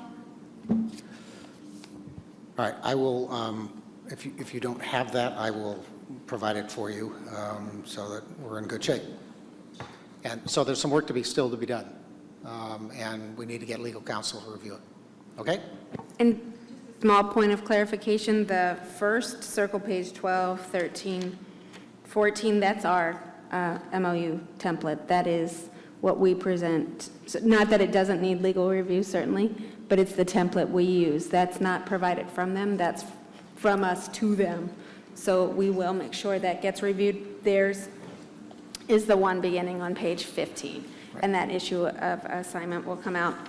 But the review by legal, this is something we've been using all year long, possibly for decades. Well, and if we're using it all year long in that form, then that one provision with respect to the molestation liability, it's unenforceable. It won't hurt for a second review. Yeah. But that is our template. That is not their template. We need to fix our template. We'll move to item F5, which is professional development update.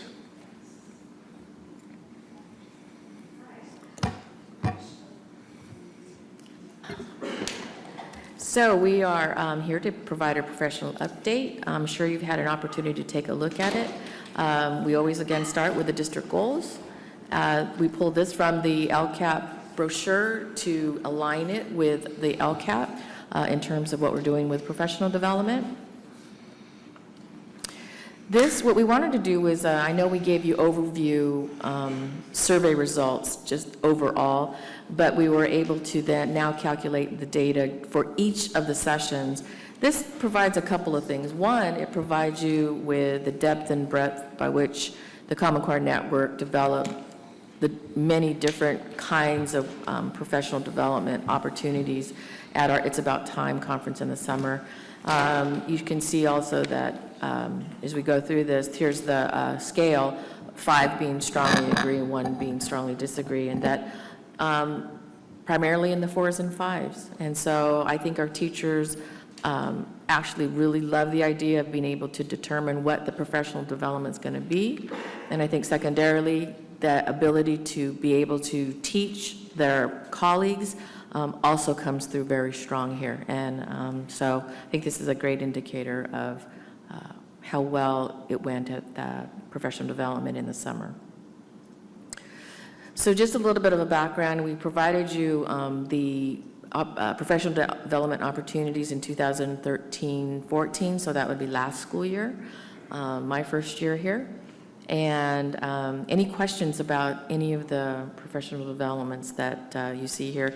The board was a part of a lot of it in terms of approving contracts or various MOUs. And then here's the lineup for 2014-15. As you can see, some of the same professional development opportunities, but also some different ones as a result of our awarding of the grant. And the math department, math teachers moving forward in mathematical modeling and transformational geometry at the secondary level. Any questions about the 2014-15 offerings? Questions? No. So upcoming November 10th, these are the lists of courses or sessions that are being offered for the November 10th session. As of today, we are up to 430 signups. So it's an awesome thing. I think this professional development also is a great opportunity for classified staff. We are offering numerous offerings for classified staff in Google Docs, Google Forms, and also for offering CPR for classified staff. And some certificated staff are slipping in there too. Don't tell Cindy Brennan. Okay. So again, these are the offerings. We have added, the time when I printed this, we have added restorative community building professional development to this. We've also upped the number of classified offerings for Google Forms and Google Docs. 30 filled up in a day, 60 filled up in 2 days, and now we're up to 90. So they definitely want it, and they're definitely interested, and I couldn't be more pleased. Just as of today, we also are going to be offering a wellness session for staff, for teachers. It's going to be a restorative nature walk through Santa Rosa High School as a relaxation, wellness kind of professional development for teachers. I was just able to get that confirmed today, so we're pleased to be able to start that. And depending on how the teachers like it, I'd love to be able to offer a series of those kinds of wellness workshops for our staff. Any questions about Just in Time? Again, I hope you guys can stop by. It'll be great. Question. Pardon me? Oh, sign up. Question. Question. Yes. Google Docs, last time I know they were real spread apart as to where they were when they heard a session. Some had real high skills, some low. So are you grouping them now? Or? Yeah, we're able to actually do elementary and secondary, and then beginning and intermediate. So we've grouped them in that order. And what is so exciting about our teachers and our staff is that there's so much going on within the actual school sites to professionally develop amongst themselves. We've got numbers of teachers teaching other teachers at sites, some of the beginning stuffs of Google and Google Apps to be able to then be ready to go at the workshops. The amount of collegiality that goes on amongst the staff is just waiting for collaboration at the district, throughout the district. Have they been invited to tomorrow's presentation in the boardroom of the possibilities, so to speak? Yeah. Yes, oh, definitely. For next summer, the theme, as you can see, we've got this time theme. So for next summer, we don't have any dates settled, and Common Core Network is in the midst of all of this, so nothing is final. But just planning ahead thinking about planning ahead. The theme for the summer is the time is now. So we had just in time. No, it's about time, just in time, and the time is now. So the Common Core Network will be surveying teachers to determine professional development needs, like you heard Margie talk about. We also want to survey classified staff to determine what their professional needs are as well. We're going to have Student Voice Collaborative go out and do a survey about how they learn best and provide professional development accordingly. I can't wait to see and hear about that. And then we'll also be surveying the District Advisory Committee, DLACs. What do parents want to see? What supports do they need or believe they need for their child to support their educational program? So we're excited to be able to go and do that. So again, this is that question that comes up: is the CCSS implementation funds expire in June 2015? How do we continue this work? Do we want to continue this work? How do we fund and support other collaborative networks? Do we want to have other collaborative networks? Does this model work? And is it a way that we can actually spread that open communication line throughout the district? And then how do we ensure student and parent voice is valued and taken into considerations just as much as the decisions of school staff voice? I think that's something that we also must always balance, is that the stakeholders, that awful word again, does include our parents, does include our students, and that it's very important as we move forward and make decisions as well. Any questions or comments? That is probably the fastest I've gotten through a presentation. Questions or comments? We're good. Okay. The only, Thank you. Director Jay. The only comment I have, and I think I speak for all of us, it's remarkable the breadth and depth of the things that are being available to our teachers now. And it's really, really great to see their enthusiasm. And as I said, I think they have been so thirsty for this, and it's great that we're being able to provide this. Thank you. I'm terrified when the funding runs out, but let's go like crazy in the meantime. Thank you. Well, we all have questions on page 12, right? But we're not talking about that now, key questions. Sure, if you want to talk about it. Well, there's, how do we, the CCSS implementation funds expire 2015. How do we continue the collaborative work of Common Core Network? How do we fund and support other collaborative networks that bring together stakeholders? How do we ensure that student and parent voice is valued and taken into consideration just as much as school staff voice when making decisions? Well, I would ask student staff these questions. I would ask the teachers, ask classified, and I would ask the parents. And I would ask Common Core Network, well, what do you think they should be? What are their plans? And see where it goes. Okay, we will definitely do that. I think the funding issue is something that the board needs to address and talk We will. about. But we'll need to know what the recommendations are first. Yeah. Okay. Anyone else? Director Close? I just quickly want to echo Donna's praise for this. That's really amazing how much you guys have done in such a short time and how well you've used this money and how happy people are. And these reviews are incredible. They are much appreciated. And everything that I hear from teachers is very, very, very positive. So good job and keep up with the good work. Thank I'll you. second that. All those in favor? No, I'm just kidding. Thank you. Very nice. We'll move to item F6. This is the SRCS transportation update. Assistant Superintendent Eichmann. While he gets ready, I do want to mention that one of the reasons we're bringing this forward, the question about our contracts and the percentage of our district money that goes to contracts, while we pay attention to those smaller contracts, actually the funds, and we've talked about this, but one of the biggest funds and one of the reasons we're most off-kilter is because we contract transportation, which most other people absorb in employment costs and other costs. But this, for us, is a contract, and it's a multi-million-dollar one. And so really looking at, are we efficient in this area? Is this the best provider? Are there other options? Steve's going to go into the details, but the question the board has been asking about efficiencies and kind of where our money is, this is definitely one of those areas where we felt like perhaps it's time for just a fresh look. And maybe this is the best option, but are there other options out there? Okay, thank you. The first slide shows some of the, I guess, recent, if you go back to 1989, history of the contracts that the district has had. And as you can see, from 1989 to 2007, we contracted with Laidlaw.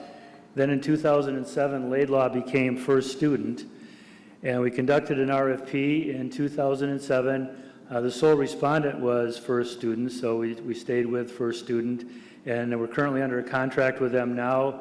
We had one through 2013, and then a 5-year extension was provided or offered to them as well. And so we're currently under contract with them until June 30th of 2018.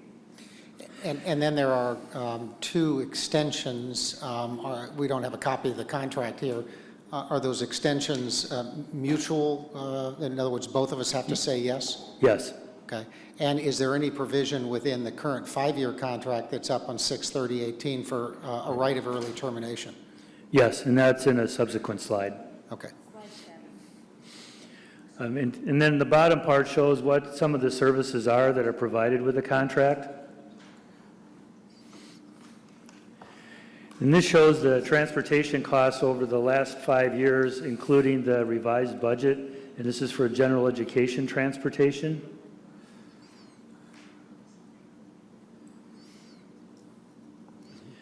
And this slide shows the same time period, but for special education transportation. That's right. It's 90 days. And then this just shows a combination of both of them and what the total cost is for the district, including what the revised budget is for this year.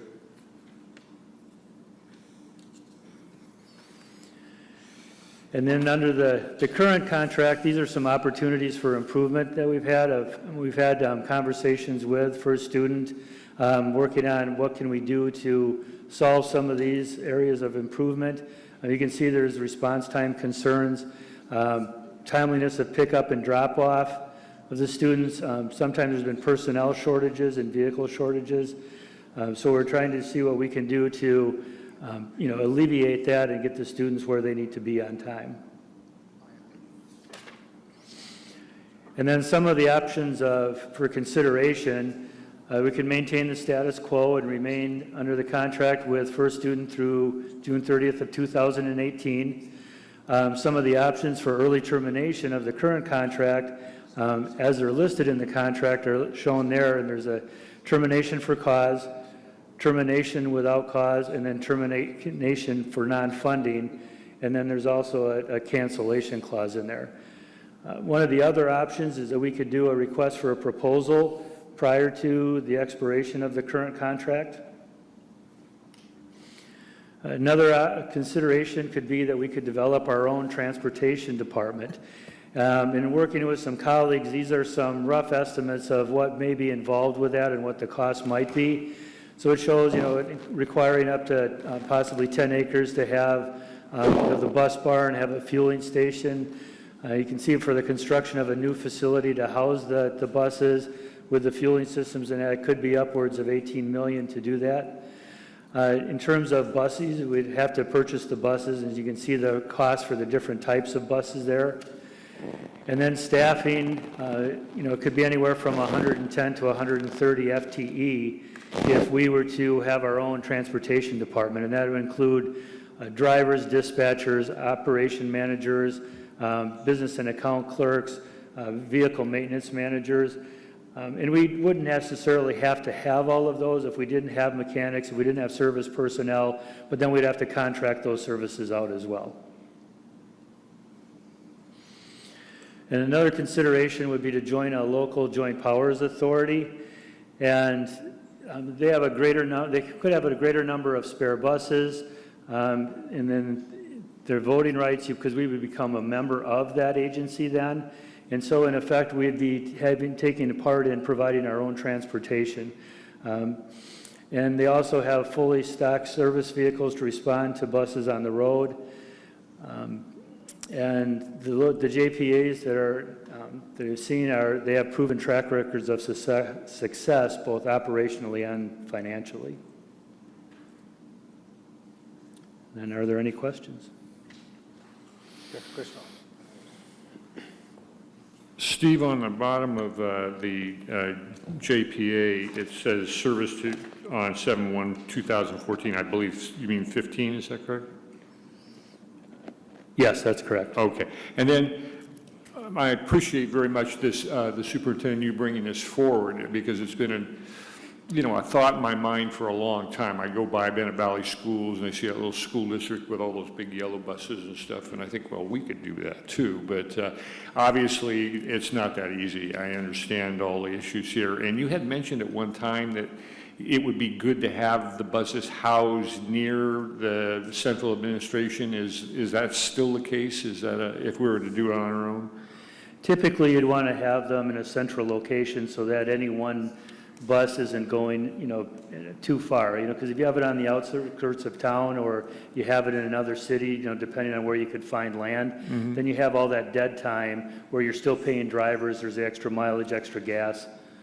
Okay. And then one last question. In comparable districts with 16, 17,000 students, is it normal for them to have their own bus systems, or is it all over the board? I think it's all over the board. Some do have that, but it's some of those the districts that have that, they've had it since they were smaller than that, and it's just kind of grown as the district has grown. Okay. Thank you. Dr. Pugh?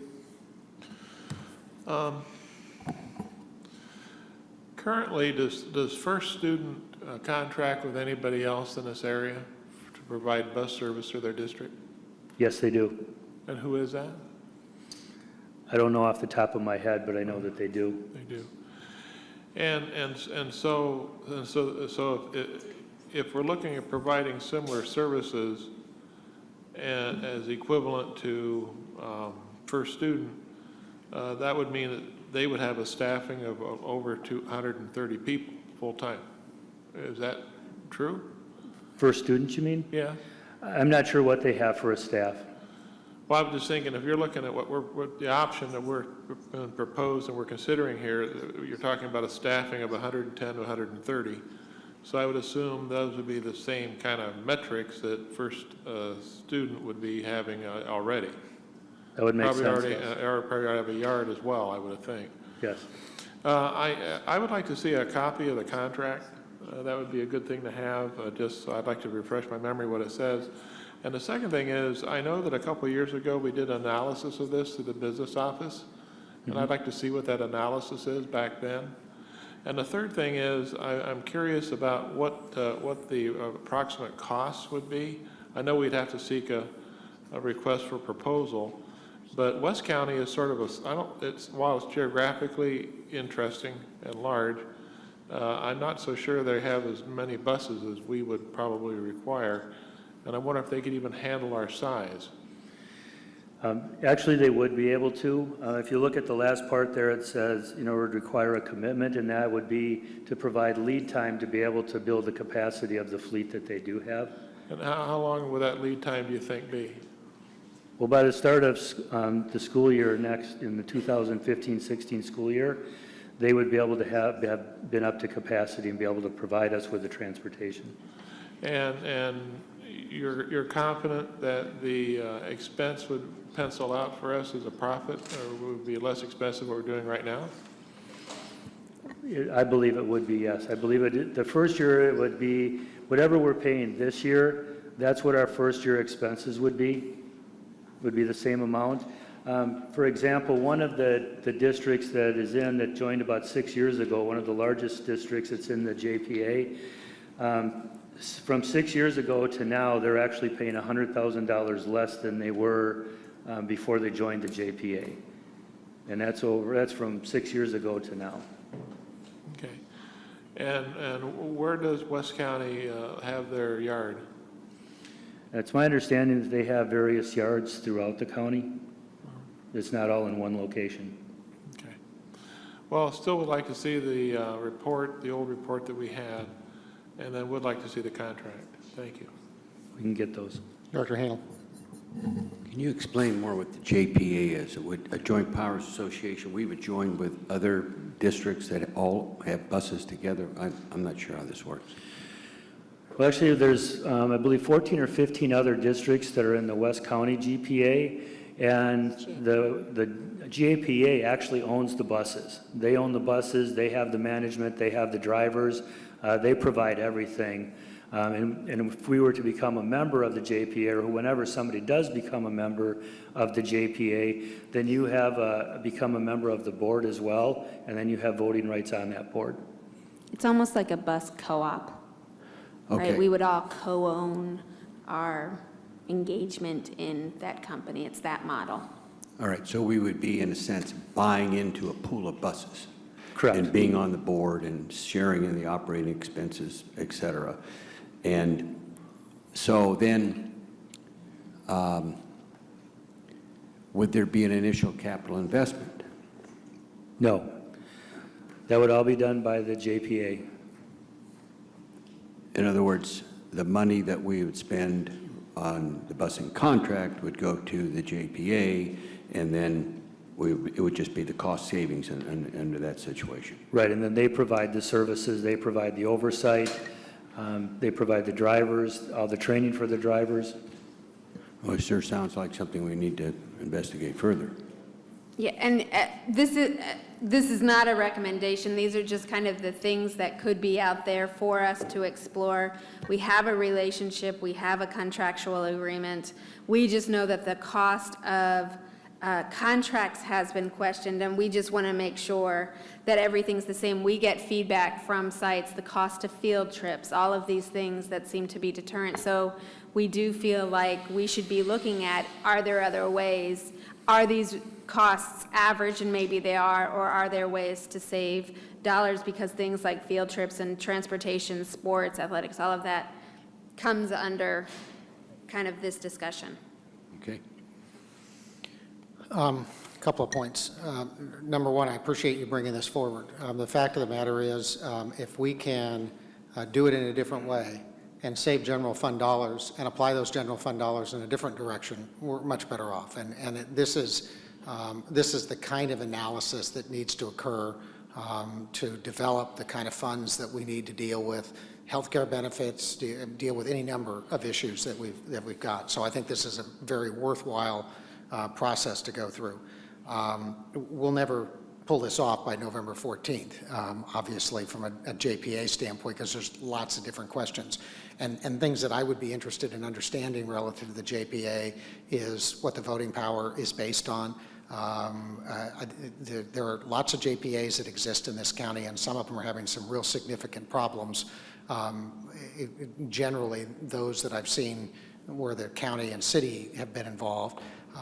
And there are always push-pulls from the big cities to the little cities, and what does the county do? And those are natural kinds of things that you have to look at. We presumably will be walking into this JPA with a substantial increase in the number of students. I suspect that they have, even if they've got 13 or 14 districts. What's the voting power in that? Is it based on students, or is it based on just one vote for one district? That could have an impact on how we're treated and what we do and what the history is, and the decision of the JPA 5 years from now to do something which is very beneficial to a number of small students, or small districts, but is not beneficial to a large district. We need to understand whether we're walking into some potential problems down the line. And I just can't get my head around what potential issues there could be in that regard. Second, I'm unclear if we went into the JPA, we're clearly going to have to get more buses. So there's a capital improvement or capital outlay that's going to occur. They got $14 million in grants, which I assume had a lot to do with their ability to get up and running and provide that capital outlay. Do they have reserves sitting around to buy a whole bunch of buses? And so I need to understand, where is that, and where does it work? I'm encouraged by the concept that another district saved $100,000 from 6 years. $100,000 isn't just the savings, obviously, because in 6 years worth of time, I'm sure their prices would have gone up and then been up. So there's a bigger delta there that really could have a significant impact on our general fund, and so want to understand that. I do want to see a copy of the contract as well, and I would want to have legal tell us the circumstances under which there's a 90-day termination without cause, but I don't know if that has a penalty attached to it. Typically, a lot of those contracts do, because the provider is making a capital outlay, and they've got to depreciate that over some period of time, and which is a reasonable thing to do. And if you don't allow them to do that, then there may be a cost.